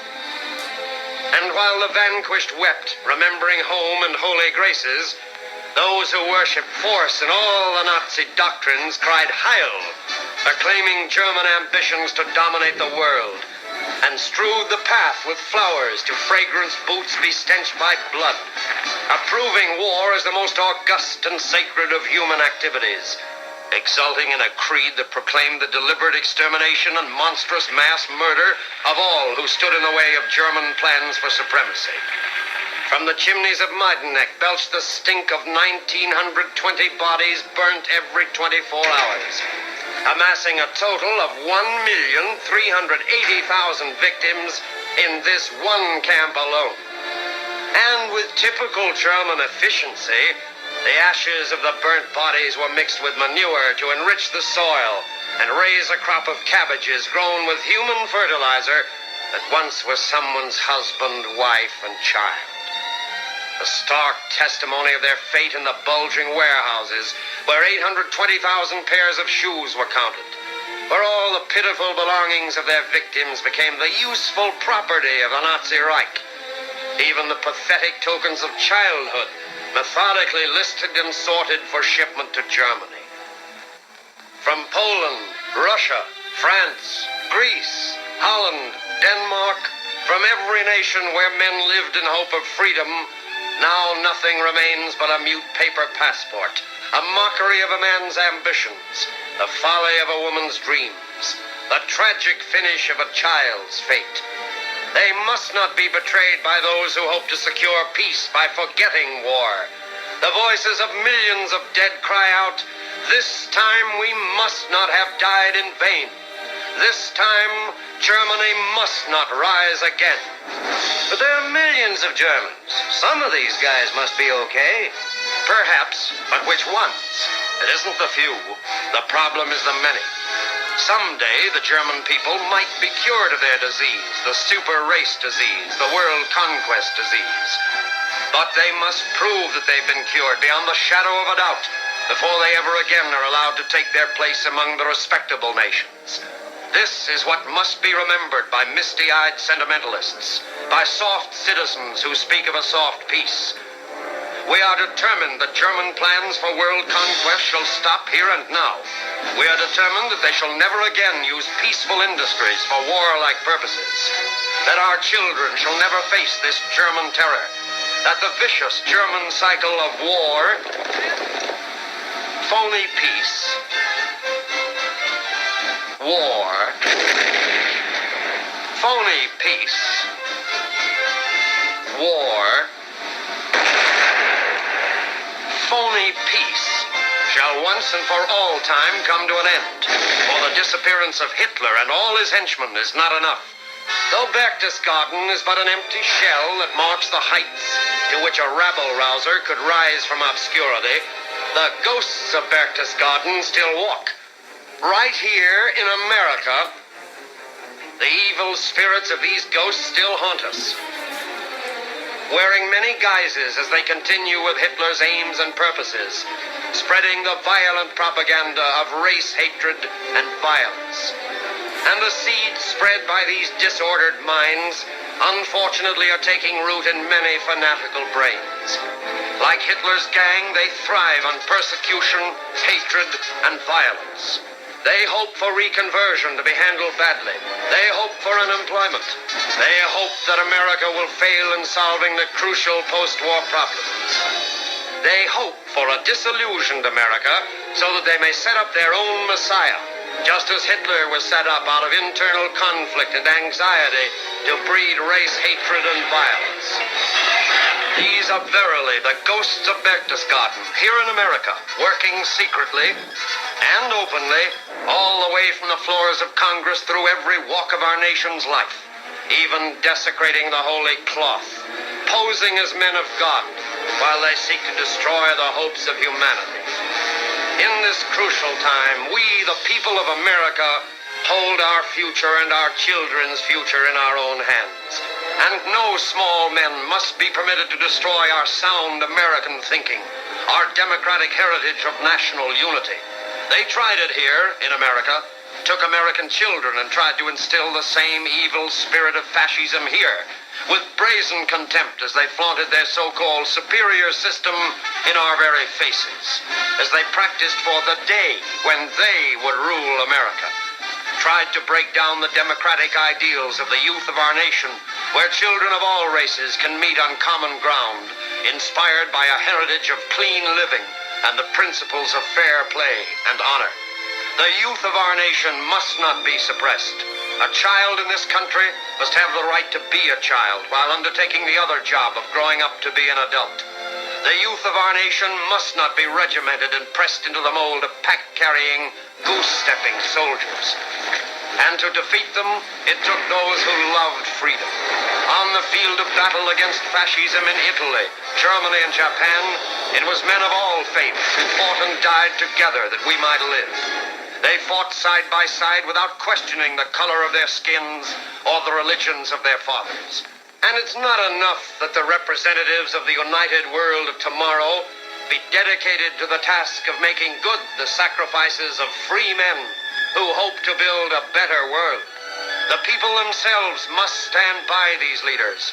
We must so earnestly desire peace that we will not only demand it, but work for it incessantly. Then only, out of the solemn hours of deliberation, will be created a sound and practical international unity dedicated to the ideals of freedom, greatness, and security for all. A heritage that shall be guaranteed for the sons and daughters of the men, living and dead, who so truly earn the fruits their children are entitled to reap in the united world of tomorrow, the world of lasting freedom between all nations.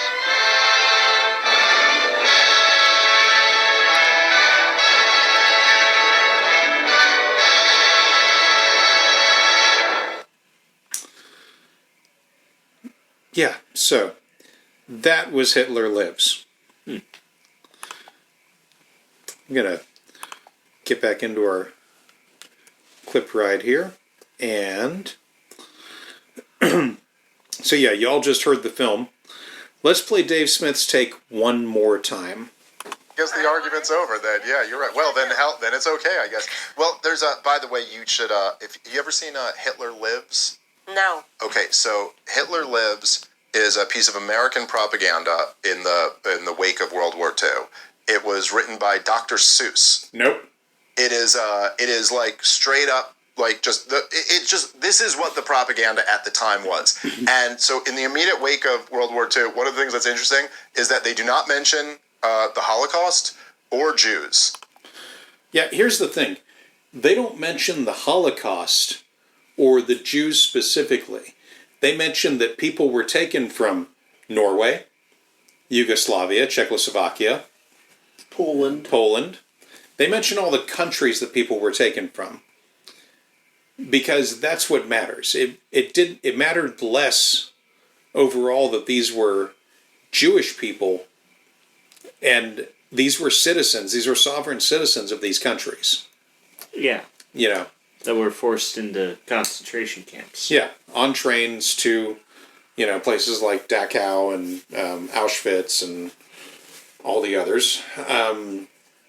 And if all you heard was, if all you've done now is just listen to that, what you should know is that in the film, they show some of the ovens with the bodies in them.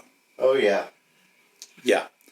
They show some of the ovens with the bodies. They show the dead in a lot of these fields. Not just Jewish folks, but also citizens. They show bombed out churches. The hanging civilians. Yeah. They show dead priests The starved to death practically looked like they were mummified, barely buried in the ground. Skin and bones. Yeah. It's a powerful movie. It's hard to forget. Yeah. I don't think Dave saw this fucking film. Well, let's play the rest of his shit take. It's only a little bit. That doesn't even come up, because that was not even a part. The whole thing is about what an evil race the German people are, and how we better keep our eyes on them, because they already did this twice, and they're gonna do this again. So keep your eyes on these, like, filthy Germans. Well, that's what they don't like. When if you tell the story of what was said about the Germans leading up to this, they don't like this. So there was an entire book written about how they needed to ethnically cleanse the Germans before World War II. It was written by a man named Theodor Kaufmann. And I want to get the exact name of that book correctly, because God... Also, Yeah. it was 3 times, not 2 times? Yeah. Yeah, because it was the whoever, Bismarck, and then the Kaiser for World War One. Bismarck in the 1870s, in the 1800s, late 1800s rather. Then the Kaiser. Yeah. Then fucking Hitler. Yeah, so that was 3 times. Yeah. 3 times. I guess if you're a fascist, Hitler maybe doesn't count. Also, the Bismarck. I do love how they pronounced fascism there. Fascism. Yeah, fascism. I was like, I wonder where that came from. But I'm also on the cusp of, do I just call it that from now on? It sounds fascism. Fascism. Yeah. It feels like it would piss off a fascist. I would hope so. Maybe that's why they did it. Maybe it's like. How do I pronounce this? Oh, tell them it's fascism. That'll really piss them off. It's fascism, Dave. Thanks. Fascism. It sounds weird. Are you sure? Yeah. It's like if you walk into an anime convention and just go, oh yeah, Naruto. Oh, I say Naruto. Yeah. Is that right? That's right. Oh God, no! I was Naruto. Naruto. Yeah. I think I was calling it Naruto one, for years. Yeah. Well, because I didn't have anybody around me that watched it. Yeah. And I didn't watch it, so I just thought it was Naruto. And then somebody's like, "It's Naruto." I was like, "Are you sure?" I watched the show. Yeah, it's Naruto. Okay. Cool. You should watch it. No. I don't know why. I just don't want to. I can't explain that. Maybe it's because of all the people that I've met that do watch it that I've never really gotten along with. Yeah. Like, and the ones that have are way deep in that mythology. I'm like, man, I can't. It's like Ghost in the Shell. Like, we saw what was it? The ScarJo movie. Yeah, yeah. And I was like, all right, now I know this is going to piss off some people that are Ghost in the Shell or anime heads or whatever. I don't care. Listen, I watch a lot of obscure anime. I tried getting into Ghost in the Shell, like the original, and then I found out that like a few minutes into it, I'm like, this seems like there's an established lore here, and then I found out that it wasn't the original. Yeah. It was like some sub-movie of some sub-movie, and I was like, what the fuck? Yeah. The original one that got turned into the ScarJo was a sub-movie based off of the anime plot, and pretty much I've checked out. It's fine. I watched enough to know why, and it's fine. I hate myself. You don't have to keep going. It's fine. The ScarJo portion where they show the dude getting his eyes blasted out and he ends up with the robotic ones. Yeah, that happens in the anime from what I understand, or one of the movies. Fuck you, I don't care. Right. That happens where he takes a grenade to the face and, his eyes get fried out by it. Yeah. So he gets the new robotic ones. They basically just sped up the anime and the movies by cutting out all of the unnecessary moments of the main character just sitting there in a chair sipping a fucking coffee waiting to kill somebody. Yeah. They just cut out all of those unnecessary segments and compiled it into one movie that, frankly, I wouldn't mind it if they made the sequel movie that technically did come out after that sub-movie. Yeah. Well, like I said, I couldn't really jump into all of that, but, yeah, so in this thing that we all just listened to, well, we watched it, but you all heard it, they actually show ovens. It is not about the Germans being an evil race as much as it is about their leaders being warmongers and leading them into evil acts. It is about keeping an eye on Germany, but also elements of fascism here in America. It is very much an "it could happen here" kind of thing, reminding Americans that the war took a heavy toll and people banded together for a common good. We discussed the Kaufman work in the last episode, so I see no reason to replay Candace's shit take on it again here, but I will remind listeners that Kaufman's work was not well known here, but when it made its way to Germany, it was reprinted thousands of times by Goebbels as propaganda to keep the Nazi spirit alive, and it did not come out before the fucking war. Yeah. It came out after Germany had already been attacking shit in Europe. It came out in 1941. The German war effort started in 1939. Okay. Yeah. So, she's wrong about that. Anyway, I didn't know shit about this book until Candace mentioned it, and I had to go look it up. But the way she talks about it, I have to assume at this time that she heard about it from one of her theocratic fascist friends or enablers. Anyway, moving on. Dave Smith resumes sucking the fetid toes of Pat Buchanan again. No, so Pat Buchanan, who, by the way, like, if he's lost on, like, the younger generation, like, everybody should go read Pat Buchanan. I mean, Pat Buchanan is just, like, the most brilliant conservative thinker or at least up there, of the 20th and 21st century. No. I mean, he was truly, like, the precursor to Donald Trump. Yes. But so, you know, without the pizzazz and the wealth and the brashness, but with, like, so much knowledge of history, and his books are fantastic. I mean, all of his books are great. But essentially, his thesis on World War II, and by the way, if you look at the title, it's Churchill, Hitler, and the Unnecessary War, and unnecessary war is in quotes, because that was a Churchill quote. It was what Churchill referred to the war as after the war. But yeah. After. Yeah. Yeah. Yeah. Winston Churchill referred to World War II as an unnecessary war, and we talked about this a little bit earlier, because he believed it could have been avoided through more decisive actions by the Allied powers in the years leading up to the conflict. Churchill argued that the war was the result of a series of diplomatic failures and misjudgments, particularly by the English-speaking nations, which allowed aggressive powers like Nazi Germany to gain strength unchecked. Churchill's perspective was that if the League of Nations had been more assertive in using collective force to prevent Germany's rearmament, and if the Allies had taken a stronger stance against Hitler's early territorial expansions, such as the remilitarization of the Rhineland in 1936, the war might have been averted. He believed that these early failures emboldened Hitler and weakened the moderate and restraining forces within Germany, ultimately leading to a situation where war became inevitable. Churchill's reflections on the war being unnecessary were not only a critique of the policies of appeasement and inaction, but also a call for future generations to learn from these mistakes. He emphasized that the lack of a firm response to aggression in the 1930s allowed the situation to escalate into a global conflict that could have been prevented with timely and decisive actions, which is not what Dave Smith is about to say. His argument, essentially, was that, look, the Holocaust was a war crime, and that this happened in the context of a war. And if you could have avoided the war, you could have avoided the genocide. So his whole argument is that it's not like Nazis good. It's like, no, they're very bad. But his argument is that there were so many off-ramps to leading up to this conflict, and essentially that what the real battle came down to over, right, was after Czechoslovakia, was that they wanted Danzig.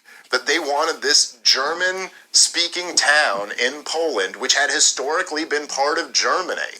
And then essentially we were like, no, we won't get, because we learned our lesson, you know, with the appeasement, so we're going to be tough and we'll go to war over Poland. And then and then at the end of the war, Poland's handed to the commies, right, who ruled over them for another, 6 decades or whatever.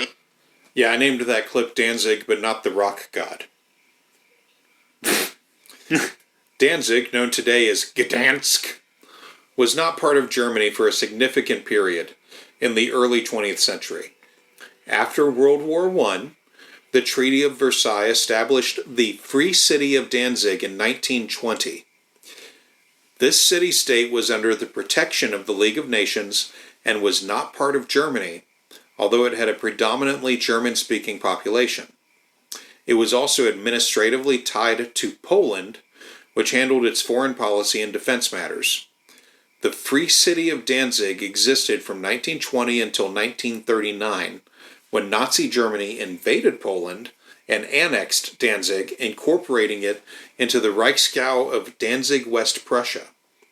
Before its establishment as a free city, Danzig had been part of the German Empire from 1871 to 1918, and the Kingdom of Prussia before that. After World War II, Danzig became part of Poland, and its name was changed to Gdansk. I probably said that wrong, I don't care. Unrelated, but hard rock god Danzig, the last time I checked on him, and his public statements, seemed like a cool guy. I really hope he still is. Anyway, Dave was correct that Poland was granted to the Soviets and was part of the Eastern Bloc zone for several decades. Moving on. You know, or whatever it was after that, another several decades, and then 4 decades after. So, or 5, whatever.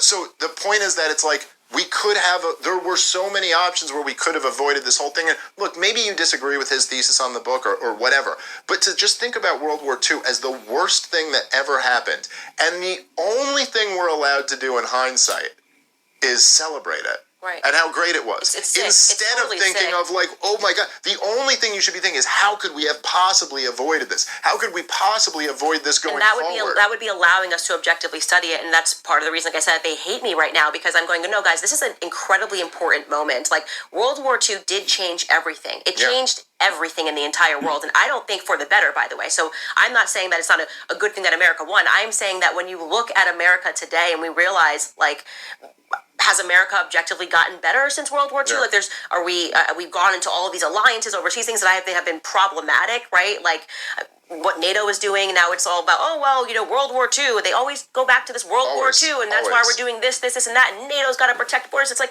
what are you talking about? Like you're totally encroaching into Putin's territory while accusing him of encroaching into it. It's a madness, honestly. It's almost like psychopathic. Well, look, even if I'm wrong about everything I just said about World War II, like let's just say the official narrative is 100% correct, because it's still only one lesson from history. And we're allowed to that's talk supposed to about it. apply to every other. The only lesson in history is like when appeasement went wrong. Like, so you're saying has aggression never gone wrong? Right. Has like starting a war never gone wrong? In the last 20 years, I could give you quite a few examples of it. And look, man, I mean, the stuff with Vladimir Putin is just, I know we talked a little bit about this last time I was on the show, but it's just so absurd. That you would go like, look, whatever you think about Vladimir Putin, he's certainly got a lot of flaws, and I'm not trying to live in Russia, and I don't particularly like the Russian model. I like the old school American model, pre-Woodrow Wilson. You have thoughts before I continue on this? Yes. Okay. So he's jerking off what's his face? Buchanan? Yeah. He's jerking off Buchanan about his book that he wrote. Yeah. About Churchill. Yeah. Saying that, there could have been a lot of preventative measures taken to prevent a war from happening. Yeah. And he's got a problem with NATO, who is taking the preventative measures required to prevent a world war from happening. Yeah. Yeah. Does he have a problem with preventative measures being taken, or not? He has a problem with Putin being unhappy about a thing. Putin's unhappy, so Dave Smith doesn't like that.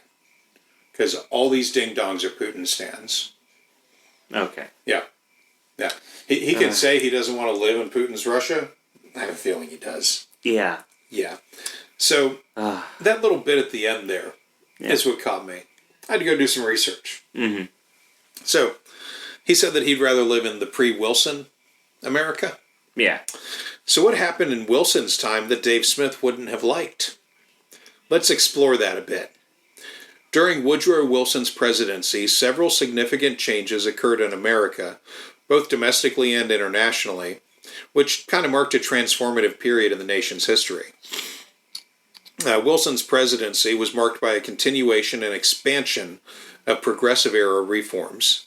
He implemented the New Freedom Agenda, which included significant tariff reductions, banking reforms with the creation of the Federal Reserve System, and antitrust legislation to curb monopolistic practices. Federal government expansion. Wilson believed in a strong federal government to regulate the economy and improve social conditions. His administration established the Federal Trade Commission to address unfair business practices, and he passed labor laws to protect workers. Two major constitutional amendments were ratified during Wilson's presidency. The 18th Amendment, which instituted prohibition, which was not cool. Fuck him for that.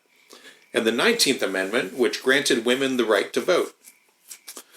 Despite all the progressive reforms, Wilson's administration took regressive steps in civil rights, particularly by segregating the federal government and aligning with racist ideologies, as evidenced by his support for the film Birth of a Nation. Yeah. He wasn't perfect. He was far from it. Did some asshole things. Yeah. But did some good things. Mm-hmm. And then Wilson's second term in office was dominated by World War I. Initially, the United States had a stance of neutrality, but the U.S. entered the war in 1917 following German provocations, such as unrestricted submarine warfare. The U.S. involvement was pivotal in the Allied victory of World War I. After the war, Wilson proposed the 14 points, which outlined his vision for a post-war world based on self-determination, free trade, and the establishment of the League of Nations to prevent future conflicts. But the U.S. Senate rejected joining the League, which marked a significant setback for the internationalist vision. The war effort led to increased roles for women in the workforce and highlighted racial tensions as African American soldiers experienced different social conditions abroad. The war also spurred debates about America's role in global affairs, which set the stage for future international policies. So, he'd rather live in a world before bank reforms, women's suffrage, and live with racial disparities greater than those of today, with less of a middle class and more monopolies. Mm-hmm. Y'all getting a good picture of Dave Smith yet? Yeah. Believe me, there's more damning stuff coming. We're not done. God. Now, another thing that, unrelated, but in a different podcast that I listened to earlier in the week, when we sent people over, not just the military, but civilian people over to Germany and the other countries that had experienced fascism that were rebounding, one of the first things they did was get rid of monopolies in business. Yeah. Because monopolies lead to fascism. Yeah. It's one of the many reasons why we are so dead set against them. Mm-hmm. Because when you have a monopoly of a certain thing, it doesn't mean that business is good. Yeah. In fact, a business having a monopoly on a thing means they can fuck around. Mm-hmm. They don't have to be good. Yeah. If they're the only provider of a service. You know, and then they can afford, usually, because they're the only provider of a service, they've got all that fucking money, they can buy the votes they need in Congress to just keep fucking around. Yeah. You know, we see that with the tech industry today. Mm-hmm. And it's fucked up.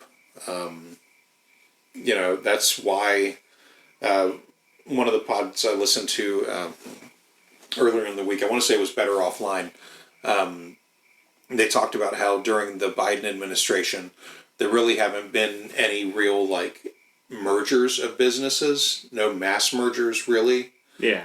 Or at least very few have taken place. It's because they cracked down on actually inspecting whether or not these mergers would be good. Yeah. So tech companies are finding ways around the merger laws right now, and they're kind of hoping for a Trump presidency, because he'll relax the laws to let them do their stupid-ass mergers that will fuck everyone but their shareholders. Yeah. So, yeah. Here we go with another clip. But, you know, the idea that, first of all, we led a coup in Ukraine to overthrow Yanukovych because he had decided to do an economic partnership with Vladimir Putin rather than the EU.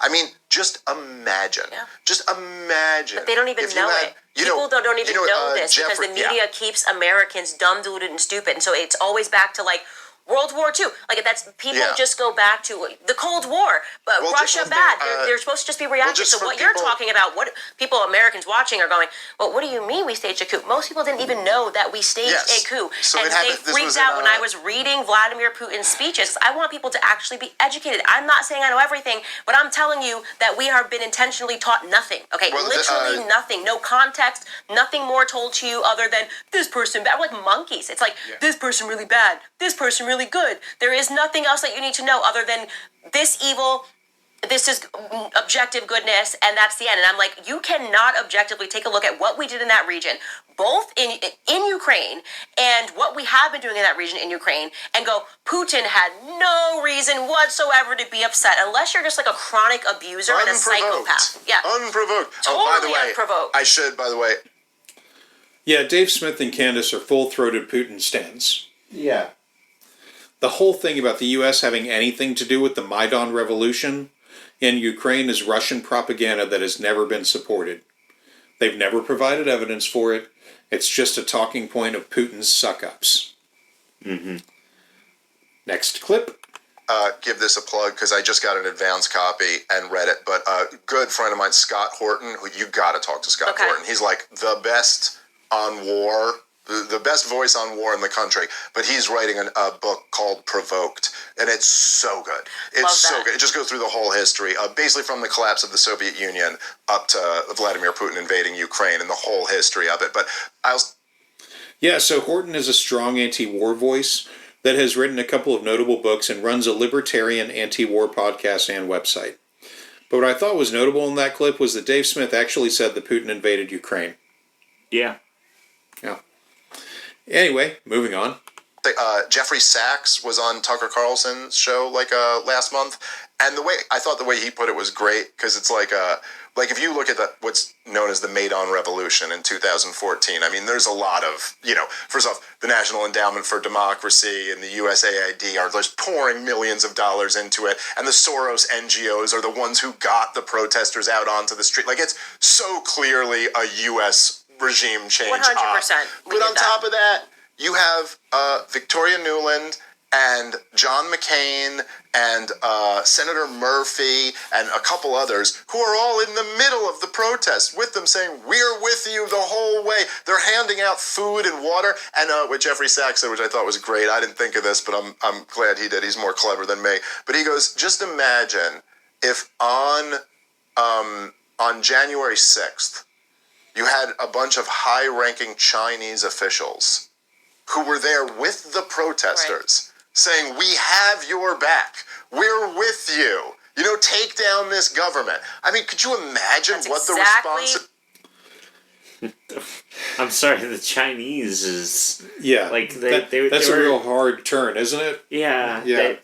They've been going on about Germany and Russia for just so long that's mentioning the Chinese government just kind of threw me. One of the alt-right talking points these days is that the Chinese funded the J6. Yeah, I wish I didn't know that. So the people he mentioned by name, like John McCain, were not in the thick of it marching in the Maidan Revolution. Also, Soros didn't fund it. He didn't like what was going on in Ukraine, but he did not fund things like that. That's not what he puts money towards. Yeah. He puts money towards open societies, open governments, not fucking revolutions. He doesn't fuck around like that. Now, those people that he mentioned, they did address the crowds, and only Victoria Nuland, among those named, handed out food, water, and supplies. Ukrainians themselves mostly directly brought food and water and supplies to the protesters. And he can fuck right off with that Chinese conspiracy crap about J6. It really speaks to the mindset of these people that they can't even own their own failed fucking attempt to take the capital. Yeah. Fucking pathetic. Anyway... What happened in Ukraine for everybody listening to this? That's literally what we did in Ukraine. So if you think that Putin had no reason, so imagine that's going on in Mexico. Yeah, right? on your border. So imagine in Mexico, that we come up with and however we got there, I mean, yeah, we put our thumb on the scale, but we get a trade deal going with Mexico. You know, they were thinking about doing a trade deal with the Chinese or something like that, but we convinced them, well, you trade with the Chinese, you won't be able to trade with us, but we'll give you a big generous loan if you sign this trade deal with us. And they go, okay, we'll sign a trade deal with that. And then China comes in and overthrows that government and installs a government who wants to take a deal with China. And then a civil war breaks out. And then they start flooding arms in to the Civil War. What do you think D.C. would do? They'd back off? They go, well, I guess that's Chinese territory now down there in Mexico. That's classic American gaslighting, and it makes me sick. It's like we have done so much to so many people around the world since the beginning of time, and when you start trying to interject that into the American context, because now I'm telling people all this information because I'm trying to stop another war from happening because people don't have any information, because they really do believe that when they see Ukraine trending and a bunch of people putting like the blue and yellow flag up, that must mean Ukraine good. Like that is where the American mindset is right now, and they are intentionally, like I am telling you, the public school system, the public education system was passed through, was federalized with the intention to make American students dumber and dumber and dumber objectively, more emotional, but objectively dumber, which is a fact right now, which is why one of the most brilliant things that I think Matt Walsh did, or he spoke about. Yeah, fuck Matt Walsh. Fuck him for existing. You have thoughts? Okay. Uh-huh. I'll admit this much. Back when all of this started, and I was only getting my news through YouTube Shorts. Yeah. Right? There's one guy in there that I follow for war news and war history. Uh-huh. The fuck was that? That was something on my computer. Okay. Go. And he was doing a report on the Ukrainian situation. Yeah. Well, he was doing it from the completely fair point of we don't really know who's wrong right now. Mm-hmm. Because at the time that I had watched the report, Putin was looking actually like he was doing the right thing. He blew up the dam that was preventing the water from reaching Crimea, as it had been reported. And that, Ukraine had been warned several times to stop limiting the resources to Crimea. And I was like, okay, he's actually doing something good. Well, whatever. Mm-hmm. And then, everything else happened, and I immediately, when I got to work and somebody was like, did you hear about what Putin did? I was like, yeah, and I just gotta say, I gotta retract my previous statement. Things were looking good, but they have turned so far south. Yeah, well, it was never, it was never good for him to do that. Yeah. It was never good. Like, oh, man. On Hood Politics, he had a series for a while, and I don't know if it's still going on because I haven't checked out that show for a bit. I'm like 80 episodes behind on it. He had a little series going for a while called Crimea River, and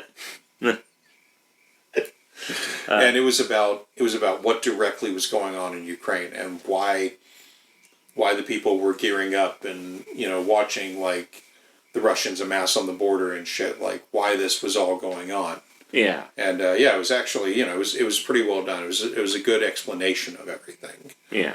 But so I probably don't have to say it, but regarding what Dave Smith said, none of that is what happened in Ukraine.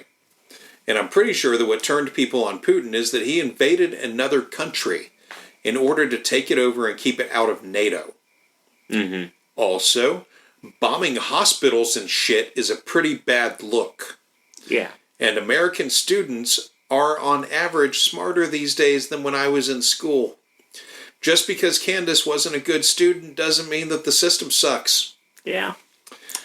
God. She presses the point with... Show. He just challenged people to go read a letter from a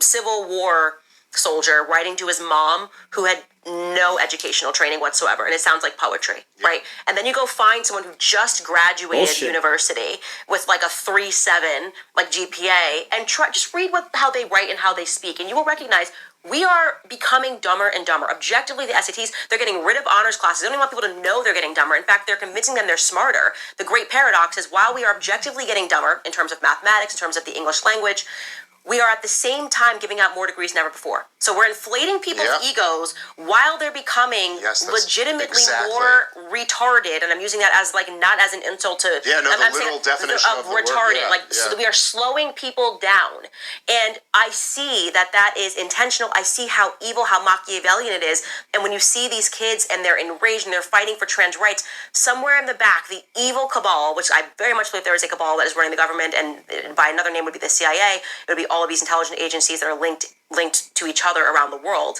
But that evil cabal is just laughing because you have no information. So they know eventually, right now, covered this on my show, 40% of kids can't pass a basic literacy exam in America. I just wanted to pause and say no. The rate with which people, especially young people, text and use tech like it's nothing, regardless of whether or not they understand how it works, speaks to high literacy rates. Yeah. You know? So yeah. So eventually, your reality will be what we tell you. So when we say, this is what happened, you won't be able to read what went down in 2014 in Ukraine. Putin is the bad guy. He's going to kill you. He has nukes. You'll be signing up to go to a war and to go die overseas. That is what is happening. You have to wake up to that. You need to actually become educated. Make sure your kids can learn how to read and know that everything they're telling you, they're lying to you about what's happening presently. Can you imagine how much we are being lied to about what happened in the past? When they could get away with so much more. Are you overwhelmed with back taxes or struggling with I'm fucking sorry. What? I did not put that together. The ad break was that fucking harsh. Jesus. That kind of thing has been happening more often on her shows, as well as her appeals for people to sign up on locals. Anyway, it made me laugh when it just wrenched into the ad. I figured I would share. Dave goes on to demonstrate how simple-minded he actually is, as well as the problem with edited man-on-the-street interviews. You're totally right, though, about the thing about dumbing down of Americans. I mean, I remember seeing recently, and this was at the Columbia protests over, Free Palestine protests or whatever, which is, as if people know me, is an issue I'm fairly sympathetic to them on. Like, I'm totally against this war, and they're protesting against the war. But, I mean, they're going around, like, interviewing Columbia students there. And I just, was blown away by how stupid all of them sound. I mean, it's like, this isn't even just, like, a college. This is, like, an Ivy League college.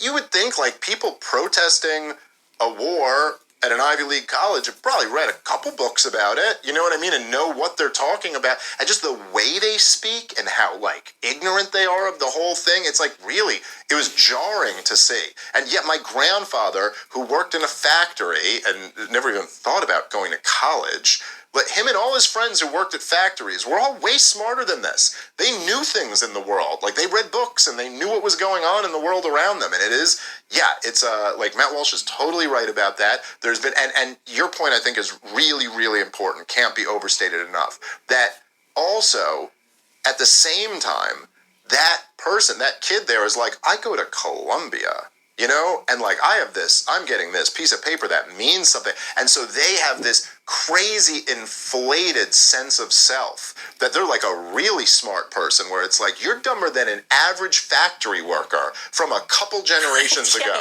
You're not smart, kid. In fact, you're so dumb because at least that person knew how to survive. Then you couple that with the fact that the majority of these people, and I am convinced, and this is not a conspiracy theory, this is what I tell people every day, okay? They are recreating slavery. Right? And it's like a magic trick. When you actually study...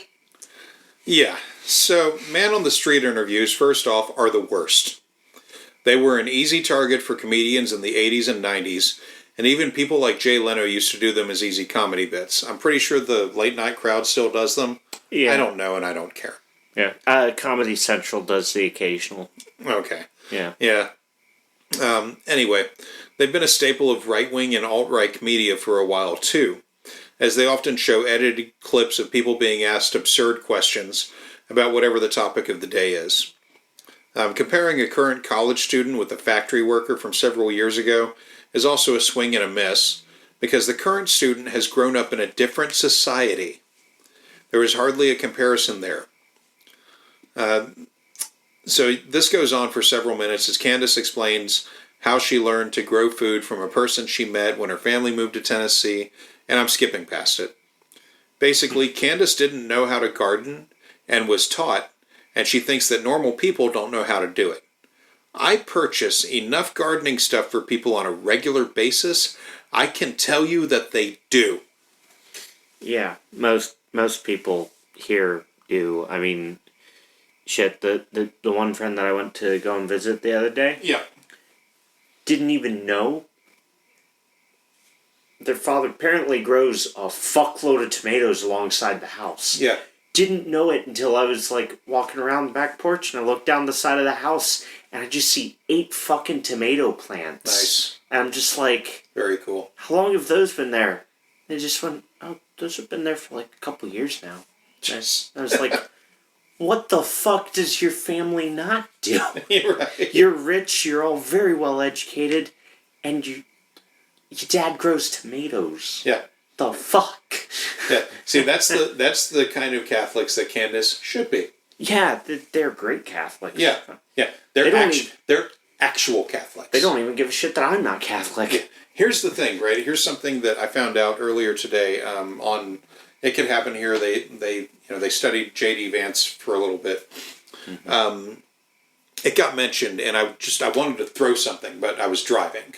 Yeah. I had nothing to throw. Except the car. Yeah, except the car or my coffee, and I wasn't going to throw my fucking coffee. Yeah. So, yeah. J.D. Vance recently converted to Catholicism. Another fucking Nazi. God. Another fucking Nazi, funded by dark money, recently converted to Catholicism. Mm-hmm. I think they also said that his main financier, Peter Thiel, is a Catholic or something as well. I'm not sure about that one, but maybe I wanted to hear that. Yeah. I'm not sure. Yeah, but yeah, I know they definitely said that J.D. Vance recently converted, and I was like, son of a bitch. Yeah. Like, what? Have none of these people ever had an original thought in their lives? I'd say not. No, they have not. So, here we go with the next one. It's a small clip, but worth it. When you look at the situation in Gaza, and when you kind of one of the people that really illustrated it for me, because I was ignorant, I didn't know anything, and I genuinely, and I hope people knew that it was genuine. I don't want to speak about things if I don't know them, and I will tell you that I don't know them. But when you kind of gave me even that situation, and I'm like, this really all comes down to survival, and we've kind of gotten into this place because we have not had war on our soil. I mean, you could say like the Civil War and the Revolutionary War, but I mean like within recent, it's been a long time. So we don't actually know what it means to be forced to have to survive, right? Yeah, I don't like cutting small clips, but come the fuck on. American ships were attacked not just at Pearl Harbor, but also by Nazi subs off the coast during World War II, and I'm pretty sure that 9/11 happened. Mm-hmm. Americans have also experienced war by sending troops off to fight around the world to keep it from happening here. They get into talking about apocalypse planning next, and I'm skipping it because it's silly. But do you remember when Candace said she had 2 degrees? I had the clip in here. Did it get relocated? I might have. I'm gonna pull that up because it's worth going back through a little bit. Mm-hmm. Let's see.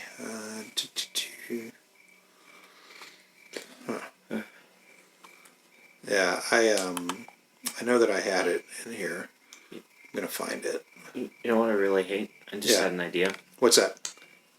Just having ChatGPT make up a fake advertisement to just read in these little intermittent moments. Yeah, nah. Audio Veritas. Let's keep it how it is. Let's see. I might have it in the.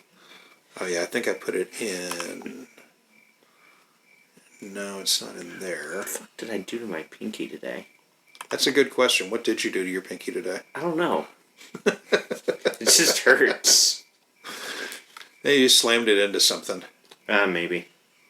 Oh, I know what I did. Yeah. Oh, you figured it out, huh? Yep. I punched the door like an idiot. Oh, that'll happen. Yeah. I mean, I'd ask why, but I don't want to know. Let's see. It wasn't out of rage. It was a stumble. And yeah.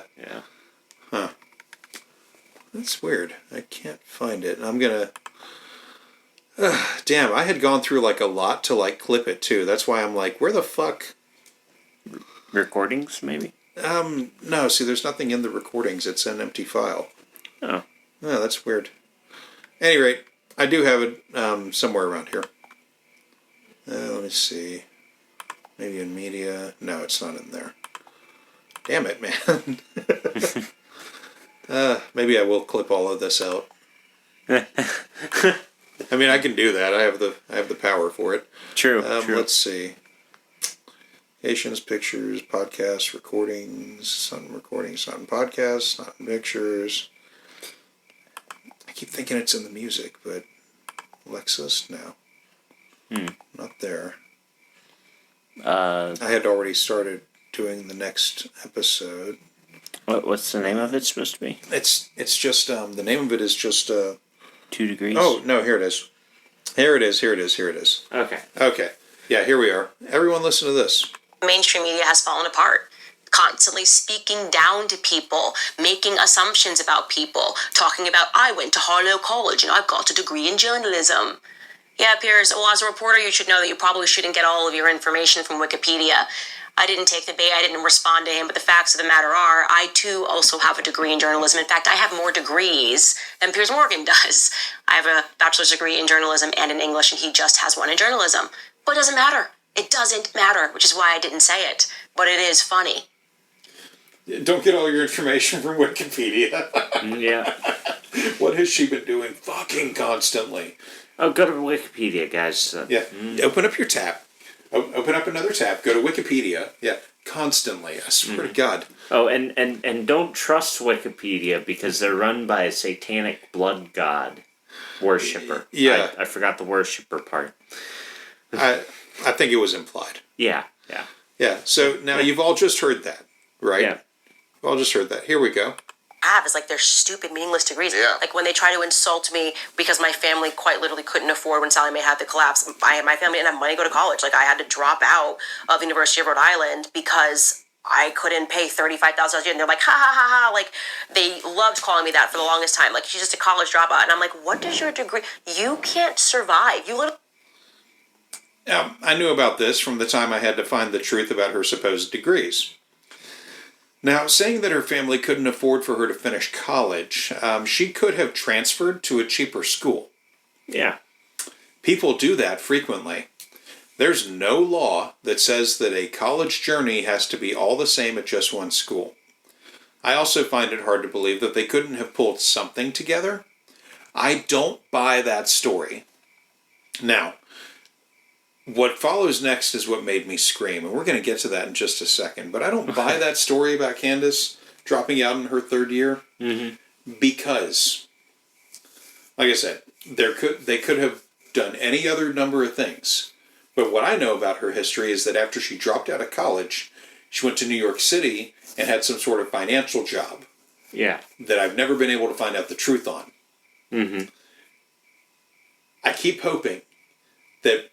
Okay, there are like 500 podcasts on her old channel. I keep hoping she drops a name. Just the one name. I just need the one name. That's all I need. I just need the one name of where she says she worked. And then I can get to work on details. Yeah. Where we find these people in the lies and in the cracks or in the fucking details. Yeah. If you just tell me, oh, I had a financial services job, whatever, like in, what was her thing? It was supposed to be in some sort of personal, like, finance, like, putting money aside for wealthy people. Yeah. I don't remember the name of the job right now because I think all financial work is fucking dumb. But with few exceptions. Yeah. Like, I don't think a loan should require 30 fucking people. No. But, anyway, so... Writing loans for charity for my old job never required 30 people. It literally just took the store manager looking at me and going, do you know how to fill out one of these forms? No. Okay, you put the code there, you put the amount of money there, you then go to your register and you activate a gift card and you put that amount of money that you put on the piece of paper onto that card and then give it to this nice person here. Yeah. wave, maybe. It's like, Smile, okay. but not creepy. Yeah. But if you want to be creepy, make sure the charity is creepy. You know? I mean, like, I'm like, what the fuck, Candace? But, yeah, no, like I said, I keep hoping that she's going to drop a name or two when I go through that. Or maybe that name or two is in Blackout and I haven't come across it yet. True. I don't know. That's part of the journey that keeps me going sometimes. I'm like, maybe today. Yeah. Maybe today is the day. Because if I can get a name, I can then put in some work to find out some details. Mm-hmm. But, yeah, so... yeah, anyway, I don't buy that she couldn't afford the last year of college. Like, she's had plenty of time and money to do it. To have finished that off. Yeah. Yeah. But yeah, she does not have 2 fucking degrees. She doesn't even have 1. Mm-hmm. Again, I'm not gonna... If she was just upfront about that, if she hadn't lied about it, I wouldn't give her any shade. Yeah. I didn't finish college. I don't care. Yeah.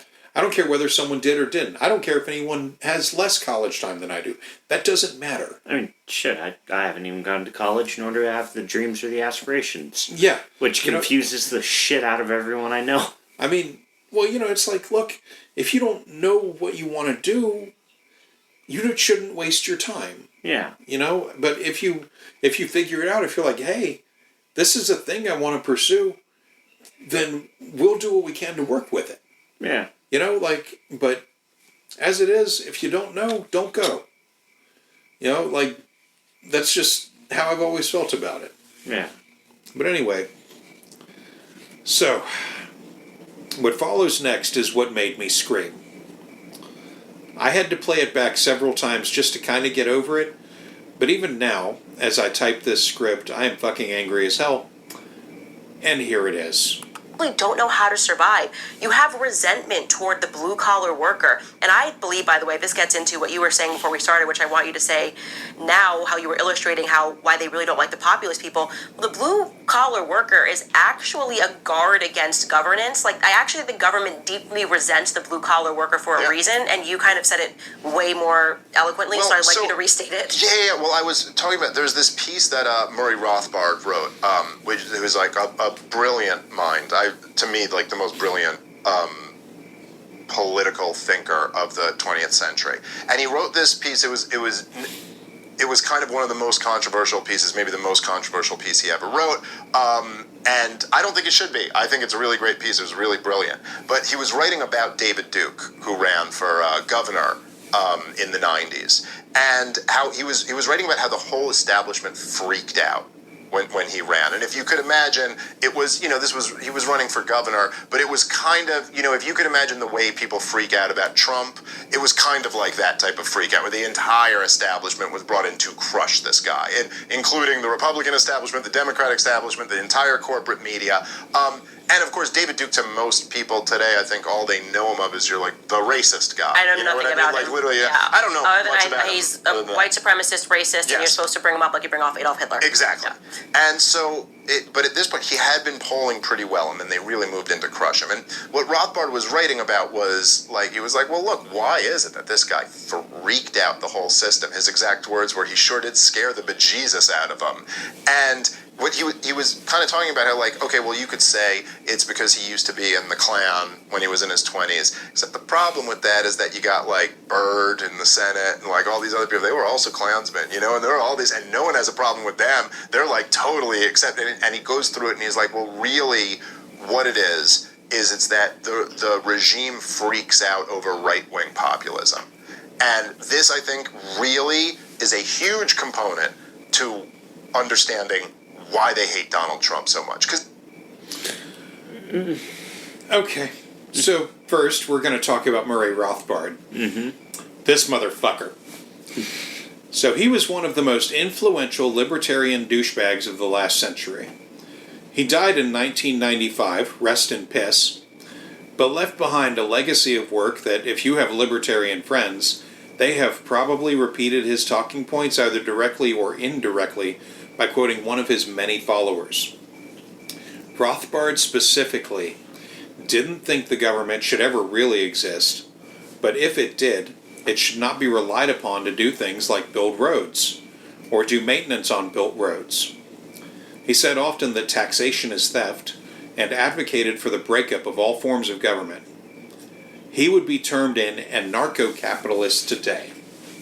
He lived in opposition to pretty much every government service that you can think of, and all the ones that wouldn't normally occur to you, regardless of the needs of individuals or their social good. He's an asshole, and I hope we don't have to cover him much moving forward. Now let's get into David Duke. Double fuck Rothbard for promoting him. David Duke was a former Grand Wizard of the KKK. He wasn't some confused 20-year-old man when he was active with the Klan. Rothbard supported him, not because of his obvious and unrepentant attitude towards racism, but because David Duke was saying all the right things to Rothbard about wanting lower taxes, dismantling welfare programs, and the like. These people will absolutely ally with each other against their own self-interest. Never forget it. It would have been against Rothbard's self-interest to ally with David Duke because Rothbard was born to Jewish parents. Anyway, David Duke ran for governor of Louisiana in 1991 and got 38.8% of the vote, which wasn't a win, but it was kind of telling on the population there. Anyway, David Duke joined the KKK in Oklahoma when he was 17, and then he went on to establish a chapter of the Klan in Louisiana in 1974, after graduating from the University of Louisiana. He was the youngest Grand Wizard in the Klan, taking the position at age 26 in 1976, and serving until he was 30 in 1980. Duke attempted to rebrand the Klan during his leadership by promoting a more polished and professional image. He encouraged members to move away from traditional Klan activities and instead focus on political discourse. This included urging Klan members to hold meetings in hotels rather than in rural settings, and adopting a more mainstream appearance by wearing suits instead of robes. Under Duke's leadership, the Klan's membership expanded, as he opened the organization to women and Catholics, which was a departure from its traditional exclusionary practices. Yeah. He also shifted the Klan's focus from targeting African Americans to targeting Jews, along with neo-Nazi ideologies. Despite these changes, Duke's tenure as Grand Wizard was marked by internal conflict. His leadership style, which was characterized by a strong ego and accusations of financial misconduct, led to significant resignations and schisms within the Klan. By 1980, Duke had distanced himself from the Klan, partly due to these internal issues and his desire to pursue a political career.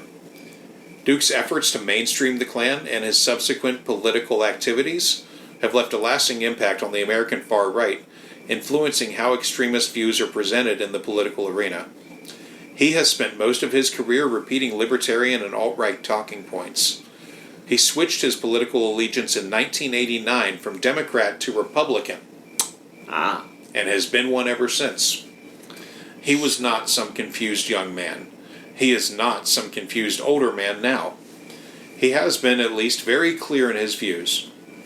Comparing him to Trump is fitting, but the fact that Candace, who has spoken repeatedly in her book Blackout and in her many public appearances about how the Democrats were the party of the Klan, should know who the fuck David Duke is and why he sucks. But that would mean publicly reckoning that Duke and her associate Nick Fuentes and Ye all have several things in common. Duke and Fuentes just this year were seen protesting at a Turning Point USA event in Detroit. They were protesting the TPUSA support of Israel. Fuentes was denied entry to the TPUSA event and called out a protest from among his followers. These guys are very good friends. For Candace to not know anything about David Duke beyond the idea that he's a boogeyman she's supposed to dislike, I find that appalling bullshit. Yeah. Also, I think that the reason why everybody was so against him running for a political office Yeah. might have, I don't know, had to do something with forming not only heading up his own chapter of the Klan, but also basically turning them into a bunch of businessmen Yeah. and opening them up to the, the potential for a great new nation, as I'm sure he would put it, Yes, with an arm outstretched. Yes, Yeah. yes, and Yeah. maybe even a new mustache to ruin. A short one. Yeah. One that sits just under the nose. Yeah, yeah. A bit like Chaplin, perhaps. Yeah. Yeah. Try and bring back the Chaplin look, as it be. Yeah. The Chaplin look, and maybe the German look. Maybe the 1930s, early 40s German look. Yeah, Yeah. It's Yeah, well, what people need to realize is that under Duke's leadership and in subsequent years following it, the Klan has shifted their focus away from keeping black Americans down to fighting the Jewish people specifically. Whether it is the nation of Israel or Jews anywhere else, they are specifically going after Jews. And I honestly find it unfortunate that they've chosen to do this under the cover of Catholic Christianity. But I think one reason the Catholic Church has appealed to them more than Protestant denominations is that the Catholics have been vocal about Israel and their actions in Gaza being problematic for a long time, and especially lately. Then Dave says something honest. Like, if you really think about it, Donald Trump, first off, he's as American as apple pie. It's Donald Trump. He literally, my entire childhood, he was the, stand-in for rich guy. You know what I mean? Like, if someone was like, lunch is on you, you're like, what am I, Donald Trump? That was just, he was the most American figure ever, beloved by Hollywood and the establishment and all of that. Hip-hop world, everybody. Yes, everybody. He was the guy, the big gold letters. Symbol Trump. of status, Yes. And he really, if you look at, say, the 4 years he was in there, he did a couple good things around the edges, he did some very bad things, but he was no real threat to the establishment. It's not like the military-industrial complex wasn't making their profits anymore because Donald Trump was in there. The big banks had a real rough 4 years. No, business as usual went on. Obviously, he's very bombastic, rhetorically, but what really, I think, freaks them out about Donald Trump is that he's leading a right-wing populist movement. And that scares the elite. In a way that left-wing populism never will. So yeah, he kind of hit the nail on the head while downplaying how significant it is. Trump is the current figurehead for the alt-right movement, which is what they always mean with this populism crap. Populism is as much a soft word for Nazi as globalist or Frankist is for Jews. For what it's worth, their guy David Duke was the presidential nominee for the Populist Party in 1988. This is notable because the Populist Party that Duke was a part of was both A, different from the party of the 1890s that had an identical name, B, had several policy goals listed that read identical to items in the Project 2025 book, such as economic policies. The party's platform included the repeal of the income tax and the abolition of the Federal Reserve. It supported the implementation of a flat tax rate and the abolition of the IRS. For foreign policy, the party advocated for a neutral stance towards Israel. Social policies, the Populist Party opposed affirmative action, busing, and the Equal Rights Amendment. It also opposed rights for gay people and called for the repeal of the Immigration and Nationality Act of 1965. In the 2025 document, it seeks to strip away protections for all levels for LGBTQ folks. And as for immigration, it seeks to not do away with the 1965 statutes, but it seeks to change them significantly to make legal immigration harder. Nationalism and race, the party's platform was characterized by its white nationalist stance. It was known for opposing immigration and promoting policies that were aligned with preserving what it considered traditional American values. To make America great again or something. Yeah.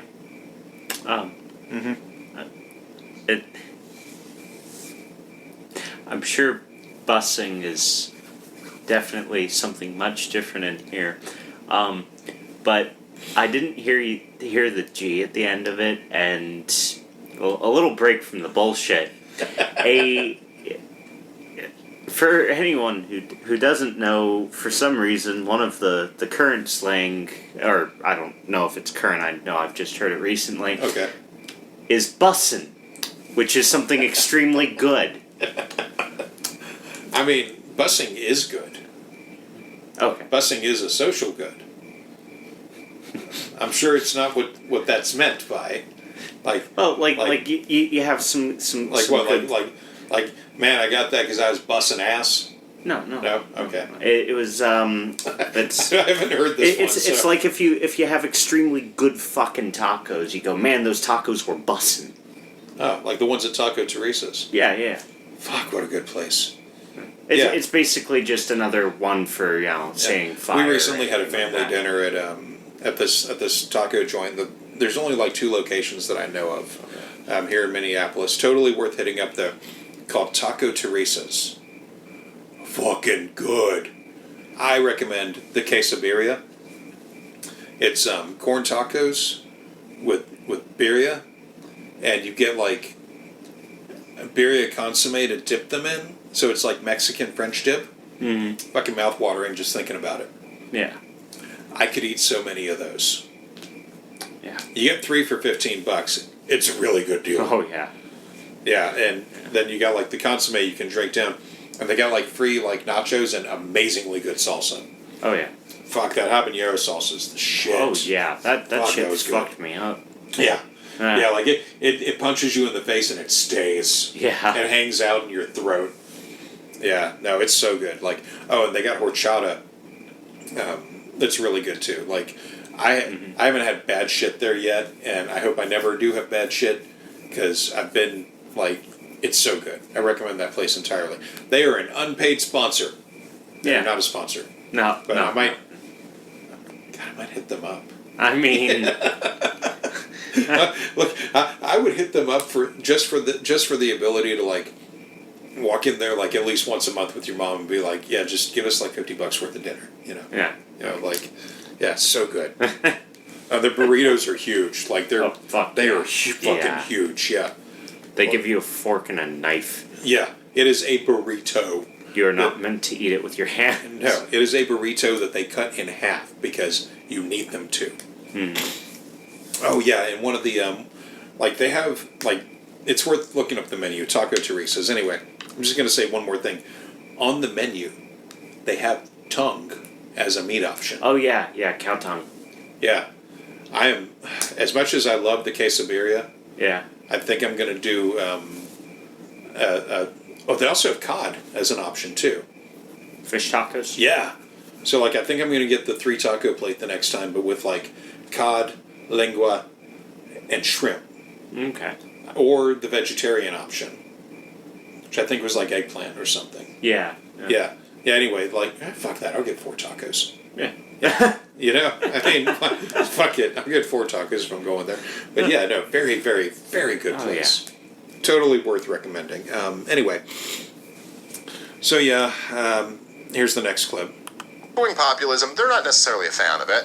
I mean, look, they rigged the Democratic primaries against Bernie Sanders. They weren't about to let him be the nominee. He's pointing the finger at billionaires and big banks, and it turns out billionaires and big banks have a lot of power. They don't like that so much, you know what I mean? So, like, it's not that they love communism or socialism, but what is Bernie Sanders really leading a movement of? I mean, the people. Who were they? Bunch of male feminists on college campus? What are they going to do? Are they really going to... But who's Donald Trump leading a movement of? Every barrel-chested man in America loves Donald Trump. Every tough, dude that has a shotgun loves Donald Trump. They don't like people like that. It's part of the same reason they don't like Alex Jones. You know, it's like that movement is something dangerous to them.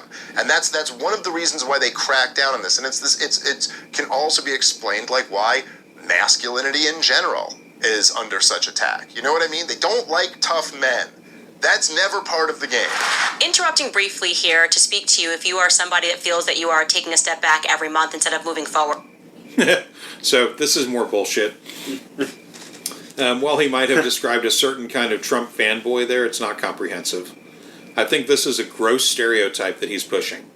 I've seen plenty of people with MAGA crapola that don't look like this at all, And I've seen footage with guys like he described at Harris rallies, including our own governor, Walz.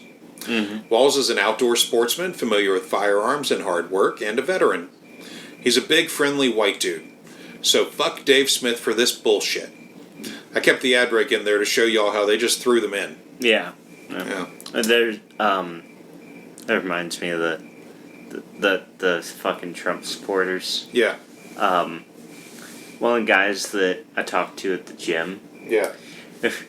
We were sitting there, and I don't remember who brought up politics, but we usually don't talk about it when we're at the gym. Yeah. But it just came up. Right. And so we're all sitting there warming up, and the guy's like, God, dude, I have this one fucking friend, like, he's like a really nice dude to most people, and he's a great guy, but fuck, I cannot hang out around him around election time.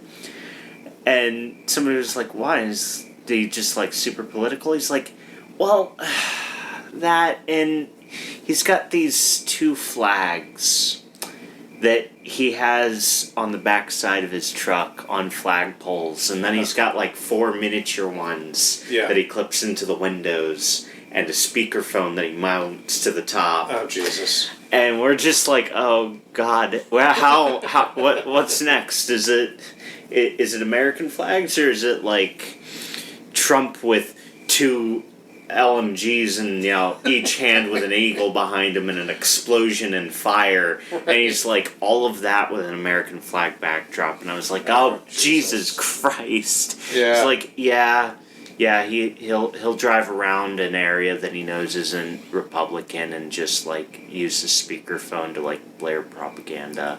And I'm just like, why are you friends with this dude? He's like, because out the other 3 years, he's actually a decent guy that you would never guess would be this kind of asshole. No, I'm sorry. That to me is, oh, you've shown me who you are. You will throw me under the train. Yeah. That's what you will do. You will throw me and my family under the train if your orange emperor gets his way. Yeah. No, we can't be friends. Yeah. Yeah. And he's even looked at the dude and just gone like, you know, you're an asshole, right? And he's See, like, that's what? What's great about that is, like, I see those kinds of people, thankfully not often, but back when we lived in Florida, I would see them, you know, flying their whatever bullshit flag, especially after the motherfucker lost. Yeah. That was great, because I was like, yeah, they're probably, like, crying and jacking off, you know, to fucking their sister's foot porn on OnlyFans or something. You know, like... that got more layered than it needed to be, I think. No, I've constructed great scenarios in my head about these people, but anyway, I see them in traffic, you know, with their Trump flags or their Gadsden flag on the back of their truck. It's all the same shit. And I just flip them off. Yeah. You know. They run so fast. They punch their foot on the gas to get away. Yeah. When I do that at a stoplight. And I'm like, y'all are just the scaredest bunch of dicks. Yeah. Like, you got no fight in you whatsoever. Like, if you're gonna do something that you know is gonna make people go, hey, you're a fucking asshole. Yeah. You gotta have a backbone to... Yeah, like, it's like, man, and I bet they go home to their, you know, their sister wives, and they're like, let me tell you what happened today. This guy just, like, he just looked at me and just flipped me off. Mm-hmm. Like, because I got a bunch of cool shit on my truck? What? Yeah. And I know they do that shit because I've heard those people in bars before when I've bartended. And, you know, and me being who I am, I'm always like, why would someone do that? Yeah. Yeah, it's back during, like, the Bush years, bartending, and these rednecks would come in and they'd have their little stories like, why would someone do that, man? Mm-hmm. Oh, well, I was just, you know, I got like a fucking, I got like a Confederate flag. Hold up. Wait a minute. Why do you have a Confederate flag on your vehicle? You know, before I pour you this beer, before I even uncap this bitch, you're going to explain this Confederate flag situation to me. Well, go on. You have 30 seconds to start explaining this, or I'm going to ask the bouncer to take you away. Y'all got a bouncer? We're gonna. Like, I will come around this bar and bounce you the fuck out myself. And I know all the local cops. You won't stand a chance. Explain or go. Hooters is across the way. Go try it over there. By the way, most of that staff is Mexican. But try it on them. Oh, I'll go. Yeah, you will. See, this sounds better in my head than it does out loud. But the one thing that kills me, one of the many things that kills me about racists, is their inability to look at a woman of another ethnicity and go, that's hot. Yeah. And I can never understand it because they're just like, man, fuck Mexicans. I'm like, hold up. Hold up. Yeah, right. I mean, or just anybody. Anybody. Just anyone. Like, you know, it's so ingrained, you know, and it's like, come on. Like, I always thought it was funny when, you know, I would know girls, women, excuse me, get out of high school. You're an adult. I don't care what anybody says. You're a fucking adult. Anyway, they go off to college. They come back with, like, they're not white. Mm-hmm. You know, boyfriend or girlfriend. Or guys would do it too. Or sometimes women would come back with women. Yeah. Good for them. You know, or the guys, whatever. Anyway, they'd go back to their rural Florida families, and you know, and like occasionally you get to talk to these people before they meet the parents, and it's like, do your parents know what's about to happen here? Mm-hmm. Like, they're just going to have to deal with it. That's the right idea. Good for you. Do you want me to hang out, or do you got this? No, they're just going to have to deal with it because, how can I say, the condom broke and I'm not doing an abortion? All right. It's your decision. You're both cool with it. I don't care, man. I support you guys. Go have fun. You know? And then go in the house and, you know, you hear like a screaming match and it's like, catch up with them, you know, a couple days later, like, so how'd everything go? I heard some yelling. Oh, yeah, well, you know, they didn't like it, but then I was like, he's my baby daddy. They were just pleased they were going to be grandparents. Yeah, see, that's how that works. Good for you. Way to go, you know, and that happened a lot, like.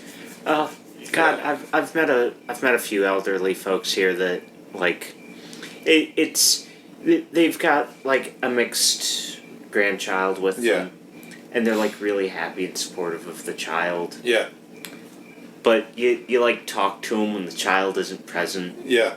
And it's clear that they're happy they have a grandchild, but, like, they would have preferred somebody else be the not mixed. Right. And it's like they wish their kid had gone a different way, but it's like, deal with it, racist. Yeah. Fucking deal with it, you know? I think the ones that are usually the best are, like, the ones that go, yeah, my daughter or, you know, my son married somebody from another country, like, full on, fresh off the boat from another country. Yeah. And, you know, it was a little weird, but, like, I just started learning how to cook their food, and, you know, it was all right. So, you know, just kind of learned how to cook the food and figured it out the rest of the way from there. Apparently, sauerkraut is a lot harder to make than I thought. I'm like, what the fuck? Right. And they're buying a bag of boar's head sauerkraut, and I'm like, I hope you're not serving this to anyone. Anyone alive, ever. Yeah. Are you sure that their problem with the sauerkraut wasn't just its existence? Right. Like, oh God, I can't. See, I would never want to be around anyone who was a sauerkraut aficionado. Oh God. Yeah, I'm aware that they exist, but I'm not much of a fan of cabbage. But I think kimchi's the only way to get you to eat it. Yeah, and even then, like, I'm not going to sit there and eat a bowl of that shit straight. It's got to be mixed in with stuff. Yeah. So, here's our next clip. One of the things that I speak about with like the Andrew and Tristan Tate phenomenon, where I'm like, okay, like I'm not a person that would ever defend the pornography industry that they were involved, but when I looked up and I saw like the entire world coming after these two brothers, I was going, okay, what is this actually about? And then I started watching his videos and I was like, oh, okay, so he's talking like old school masculinity, like, you know, and he's saying stuff that's like as if like the matriarchy, which I believe that we're actually existing under, time to be like step aside, bitchs, you know, after you guys have been saying all this stuff and men have been subjugated. They're saying the exact opposite. They're like, F that bitch, like you, this is not even a girl that you want to marry. And the mass freak out was really because what the establishment fears is real men. It feels real men that will rise up and say, you know what, actually, I will defend my wife, I will defend my kids if it really comes down to it. They don't want that. That's why they want to rip apart families, because it allows them to have more power. That's why they're pushing these agendas, the trans agenda and, you know, homosexuality, and they're trying to mainstream all this because it disrupts the nuclear family. The nuclear family, and everyone knew this, Karl Marx wrote about this extensively, is a threat to Just say fuck that, bitches. God damn. Oh, no, she can't, you know. She can't, even though, because there's no rules. Mm-hmm. There's no rules in Christianity, in Catholic Christianity, about those specific words. Yeah. There's no fucking rules. Mm-hmm. But yeah, no. We've discussed the super douche Tate bros before, but I think it's telling that Candace went to watch Tate's videos without bothering to see the very credible crimes he and his brother are under watch for doing. And then, yeah, throwing his pretty fucked up statements in the mix to push his work on people as being okay or admirable is really something else. Candace has been driving traffic to Andrew Tate for a little while, and I have to wonder what she's getting out of it. But also, if keeping families together is so important, why would she want to reinstall Trump, given how his border policies were... Biden doesn't have a better record, but come on. Dave and Candace go on to say some more libertarian shit with some religious bullshit thrown in. government omnipotence. If you want to be a government, you want to be omnipotent, you have to radically tear apart the family in every means that you can. Essentially redefine what it even means to be a family. Oh, you're a woman who identifies as a fish. Well, you can get married to another woman who identifies as a tiger, and you can go get your kids. You're going to turn to the government. We're going to tell you how you can get some IVF children. Like, let's just disrupt what it means to be a normal, natural, biological family. Yeah, like well, look, that's from Yeah, about the IVF children bit there. Part of Project 2025 is to not allow IVF procedures anymore. Ah, Yeah, they want families on their terms. okay. Yeah, but back to the clip. Every inch of statism, like every inch of the government. Take whatever, like you could pick anything. Take Social Security. And it's like, okay, well, what was Social Security before there was Social Security? It's like, well, that was your family. Yeah, your family was your family. security. Like, the idea was, like, you took care of your kids when they were young and helpless, and then when you were old and helpless, they would take care of you. That was kind of the trade-off there, right? If you think about so before public schools, who was doing the teaching? Well, it was the family, or it was the community, it was the church, If you think about even, like, the way people kind of, very weirdly worship political figures. I think during COVID, if you remember the treatment, the Cuomo-sexual The signs stuff, for Fauci in the Fauci yard. things. Yeah, there's very weird. It's like, okay, so who at every inch of this, you see who's government's competition? The family, the community, the church. Yeah. That's their competition. That's who they're in business against. So why now? There we go. Well, why is it that all of the halls of power are constantly demonizing the family, masculinity, the community, religion? All the things that are in competition with government. I mean, and the more totalitarian that states become, the more necessary it is to squash all of those things. I mean, in fact, you can't have them because it's just, look, people who have strong families, which are, as everybody knows, always led by strong masculinity. I mean, that's the way you have strong families. They don't really exist without that, okay? So without strong men and strong family, people who have those strong families are independent. They don't need to be dependent on the government. The government relies on you being dependent on them. And in terms of organized religion, it's just all of those people, right, who you say, who are putting Fauci, worshiping Fauci as a god or worshiping Andrew Cuomo or whoever it might be, none of them were devout religious people. Because devout religious people don't worship other people. Mm-hmm. That's like one characteristic that they have because they already have their God. They're not looking for another God to worship. You know what I mean? And in fact, almost every single religion, almost everyone, like in the first commandment is almost always, don't worship things that aren't God. You only worship God. That's what makes him God. And if you're worshiping something else like it's God, whether that's yourself or another person or just a symbol, that's blasphemy. Because yeah, so if this was remotely true, then there would be no MAGA nation behind Trump. The over-the-top hero worship is utterly bonkers. I didn't see anyone worshiping Fauci or anyone else during the main phase of the COVID crisis, but I've seen plenty of people that would lick Trump's toenails if he gestured for it to be so.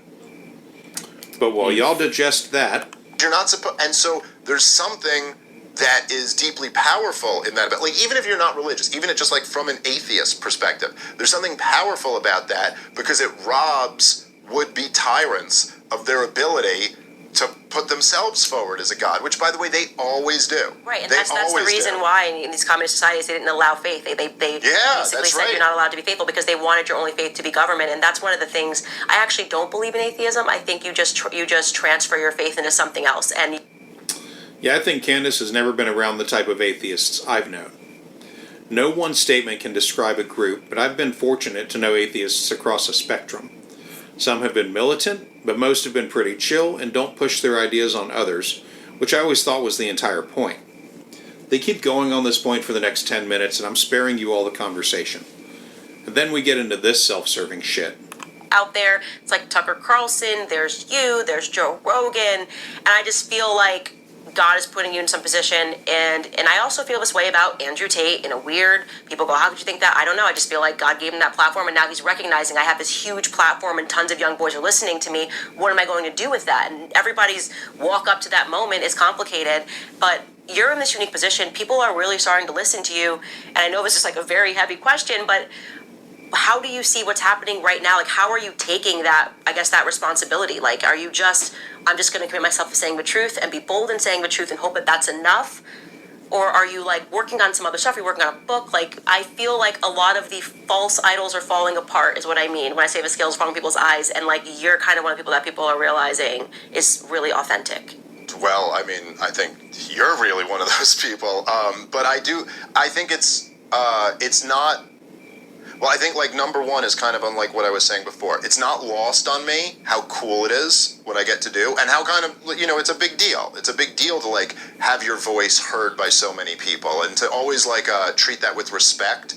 And then my job, I feel like, is to really know my stuff and not, because it's always, like, we're all human beings, so we all have a tendency to, like, cut corners or, like, not, and you're like, no, I have to make sure I do my homework. I have to make sure I'm right, at least to the best of my ability. I'm correct about all this stuff, but... Yeah, if what he did here on this conversation is any indication of how his show runs, fuck. He does shows an average of 3 times a week. And while I couldn't pull a total number of podcast listener stats, he has 400,000 followers on Twitter. So that's comforting in no way whatsoever. Yeah. This motherfucker actually defended David fucking Duke. I do my homework. Fuck the fuck off, Dave. But, like as I was saying to you before, I think the way I look at it is like, so as you know, as people know, in September 2001, 9/11 happens. In 2003, we invade Iraq. All of 2002 was building the propaganda campaign to invade Iraq. The entire year. If you remember, if you're old enough to remember what that year was like, every single week, the New York Times and CNN and Fox News and every powerful person was making sure that everyone knew that obviously Saddam Hussein has nuclear weapons and he was clearly in on 9/11 and he's going to give one of these nukes off to Al-Qaeda and then the next 9/11 is going to be a nuclear bomb dropping on America. So what are you? You know, what are you, a queer or you want to go bomb Iraq? Those are your two options, right? Like, are you America-hating wimp or do you want to go bomb Iraq? And at the time, we had nothing like what we have right now. And I go, if they tried to do that again now we got Joe Rogan and Tucker Carlson and Candace Owens, and literally the biggest shows in the world would all just be shredding that propaganda, just destroying it if they tried to do it now. And so, like, I think there's this crazy new thing that we have now where, and this is why I think part of why the elites are freaking out so much, why they freak out about you so much, is because it's like they feel they're losing control. And they're right. They've lost the monopoly on information, which is like a crazy thing to lose. Yeah, okay, buddy. I think one of the most infuriating things about these conspiracy theories is how nebulous and changeable the elites are. Granted, people live and die and amass and lose fortunes in our timeline, but what makes a person like Trump and his associated crowd of idiots not part of the elites to these people? What follows is the last Dave Smith clip. And then, to your question about me, I kind of see my role as being like, oh, well, I'm fortunate enough that I get to be one of the guys who's like on all of these shows and like being like, okay, so when I'm on them, my job is to like make the most overwhelming, compelling pitch of like, here's why this propaganda is all complete bullshit and why you should know that. So I feel like that's my role. I don't have any plans to write a book. I hope he doesn't write a book. Yeah, this is not the guy that should be telling anyone anything about what is or is not bullshit. Fucking David Duke, for fuck's sakes. And all the other shit he said. Yeah. Ugh. The rest of the episode is just them talking about how great Candace thinks he is and thanking him and him plugging his comedian appearances wherever. Alright, and fuck this guy some more. I went looking up if he'll be coming to Minneapolis anytime soon so that maybe I could throw a rotten tomato at the bastard. And the first link I'm treated to is about how he talked shit about Governor Walz. Fuck you, Dave. If Candace's career ever goes south, you're the next subject of study on Gish Gallop Girl, and I'm not changing the name. So I went and looked up Dave Smith, and this motherfucker has done hundreds of podcasts. So yeah, he's ripe for attention if anyone else wants to have a go at this kind of show. Anyway, I was going to have us run through the Ye interview a bit, but honestly, it's just fucking sad. It's from 2 years ago, and Candace just let him run off with everything. It was listening to someone that needs help, and no one around him was able to break through or give him the help and space he needed. Candace followed it up with a show on the 12th that was titled in a way to suggest there was more to the Ye interview, and there really wasn't. It was just Candace vamping for the camera and doing some ads for 30 minutes. None of it was new, and since we've already done so much on this one, I didn't see the point in retreading when this was already so much. So let's drink something dumb that I hope for once doesn't smell like Fabuloso. I hope not.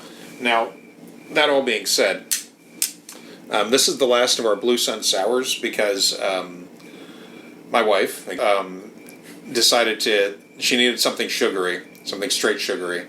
And so she had to have one of these earlier in the week, and it turned out to be the orange one, and it turned out to be something that she hated.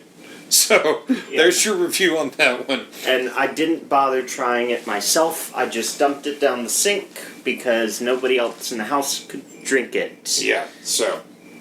Yep. Because the only other person in the house can't have Red 40 because it conflicts with medication. Yeah. So at any rate, here we go.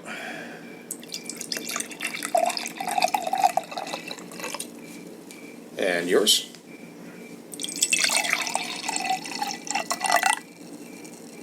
Oh, a little bit left for me. Okay then. Unfortunately. Oh Lord. Oh God. Oh, dear Christ, that smells like, hang on. I'm gonna let that aerate for This is supposed to be tart cherry, is it? Cheeky cherry. Cheeky cherry. Okay. Cheeky cherry. There. Hang on. Let me get a whiskey sniff of this. It smells so bad. It's not as bad as dill pickle. Nothing's ever going to top that. Hang on.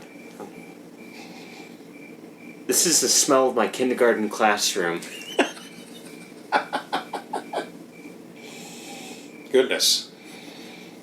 This is what Miss M smelled using? like.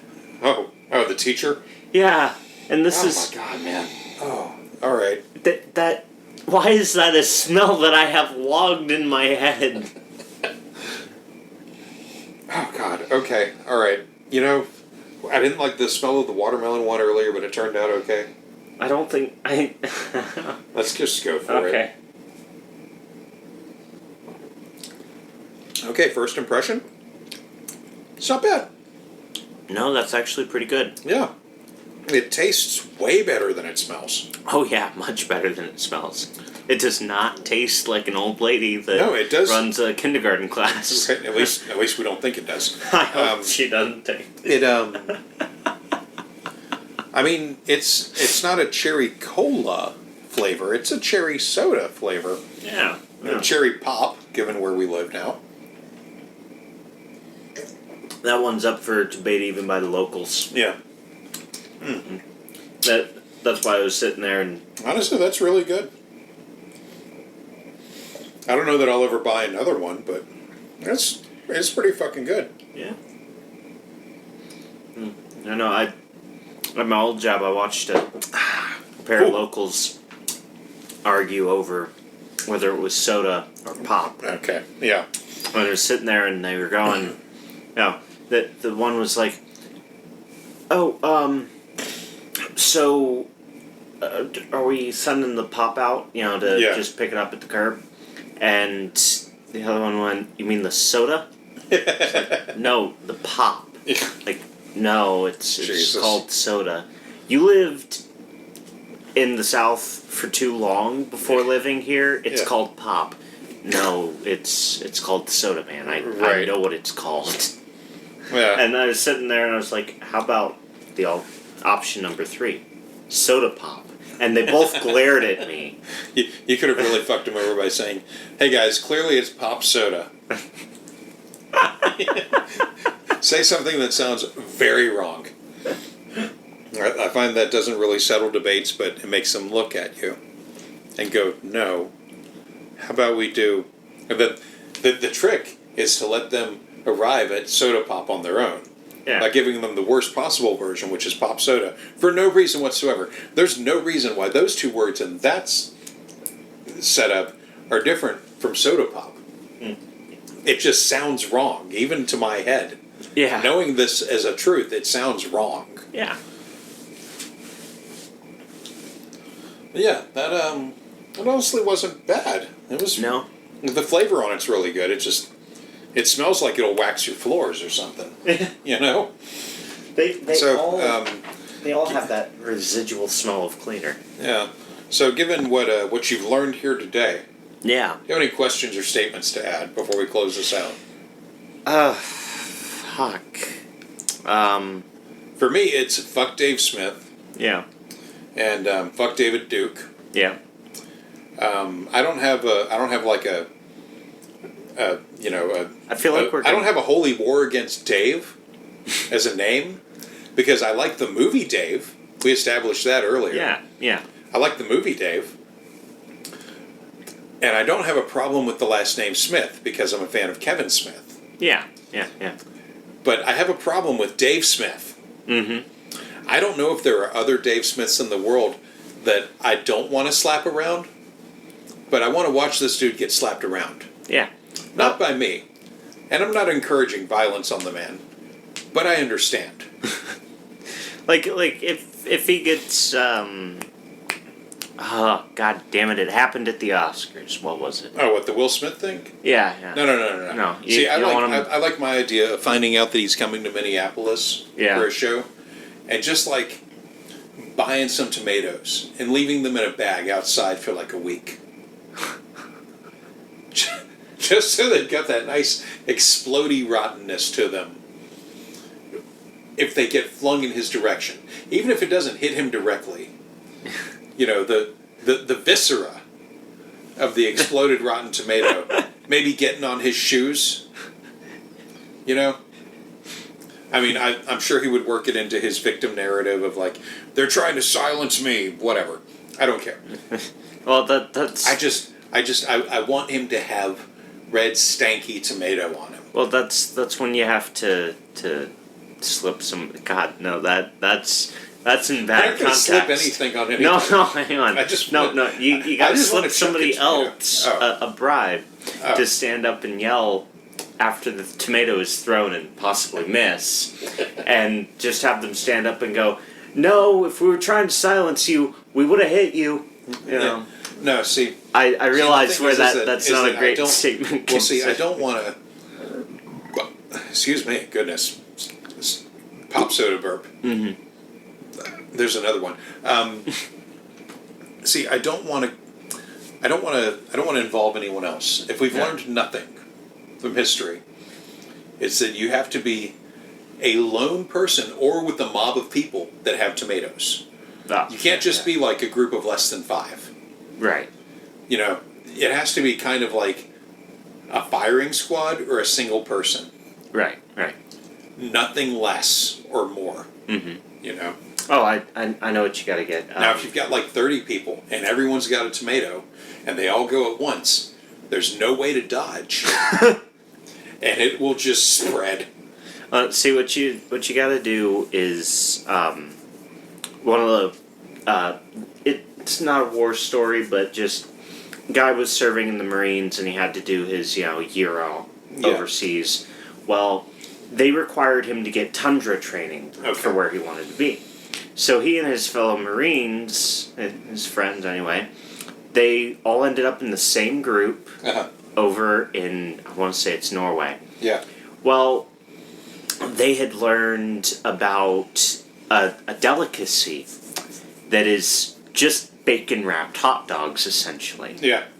And so they knew that they could buy them real cheap at the gas station, and where they were stationed for their training was next to a school. Okay. Well, as they're all walking through in their big old snowsuits because they're all freezing their ass off because it's the height of winter, they're trudging through with all their weapons and the school lets out.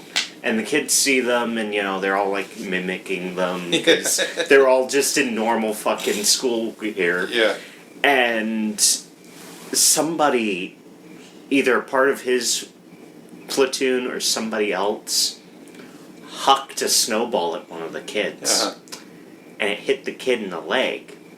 And at first, it was just him and his 3 buddies, and they were just like, they were like, where'd the fuck the snowball come from? Mm-hmm. Before they could fully process what had happened, this horde of just, like, this one shriek let out from one child, and this horde of kids just came burling out of the school, scooping up snowballs, and just like a factory machine produced snowballs and were just pelting the ever-loving shit out of all of them. And the most terrifying thing for the guy was his comrades tried to throw a couple of like weak snowballs at them and just couldn't. And so they all just like started running. Well, he tried to run, and one of the kids latched onto his leg, and due to the bulkiness of his boot, he went to go and step, and he twisted his boot. Didn't cause himself any physical harm, but his boot was twisted. Dude goes down and gets flipped over by a group of these little kids that just 5 on each limb pin him down and just unzip his snowsuit ever so slightly and take handfuls of snow and just shovel it into his suit and then zip him up. Oh, jeez. And all he could understand, because he was snow blinded, was just cackling little demons had just pinned him down and shoved snow into every open crevice they could. That's right. And left him there in the snow, abandoned by his comrades, just freezing. Don't fuck with Norway. Do not fuck with Norway or Finland. You don't fuck with the Scandinavians. No. But the thought of having a crowd of 30 people, you don't need a crowd of 30 people. You just need about 15 elementary schoolers from Norway. Right. They'll do the rest. They'll do all the things. Well, all right. Well, let's kill this out. Yep. And I will get it posted up to Patreon after I remove the blood. Yep. Yep. Okay. Well, All right. that's it for this week, y'all. Have a good weekend. Beginning. Whatever it is when you get around Yeah. to this. Yeah. Have a good 2026 if you're listening to it then. I don't fucking know. In the future, I hope we've mastered the flying car. Yes. Why yes. not? Yes. Why not? All right. That's it, everybody. Bye. Bye.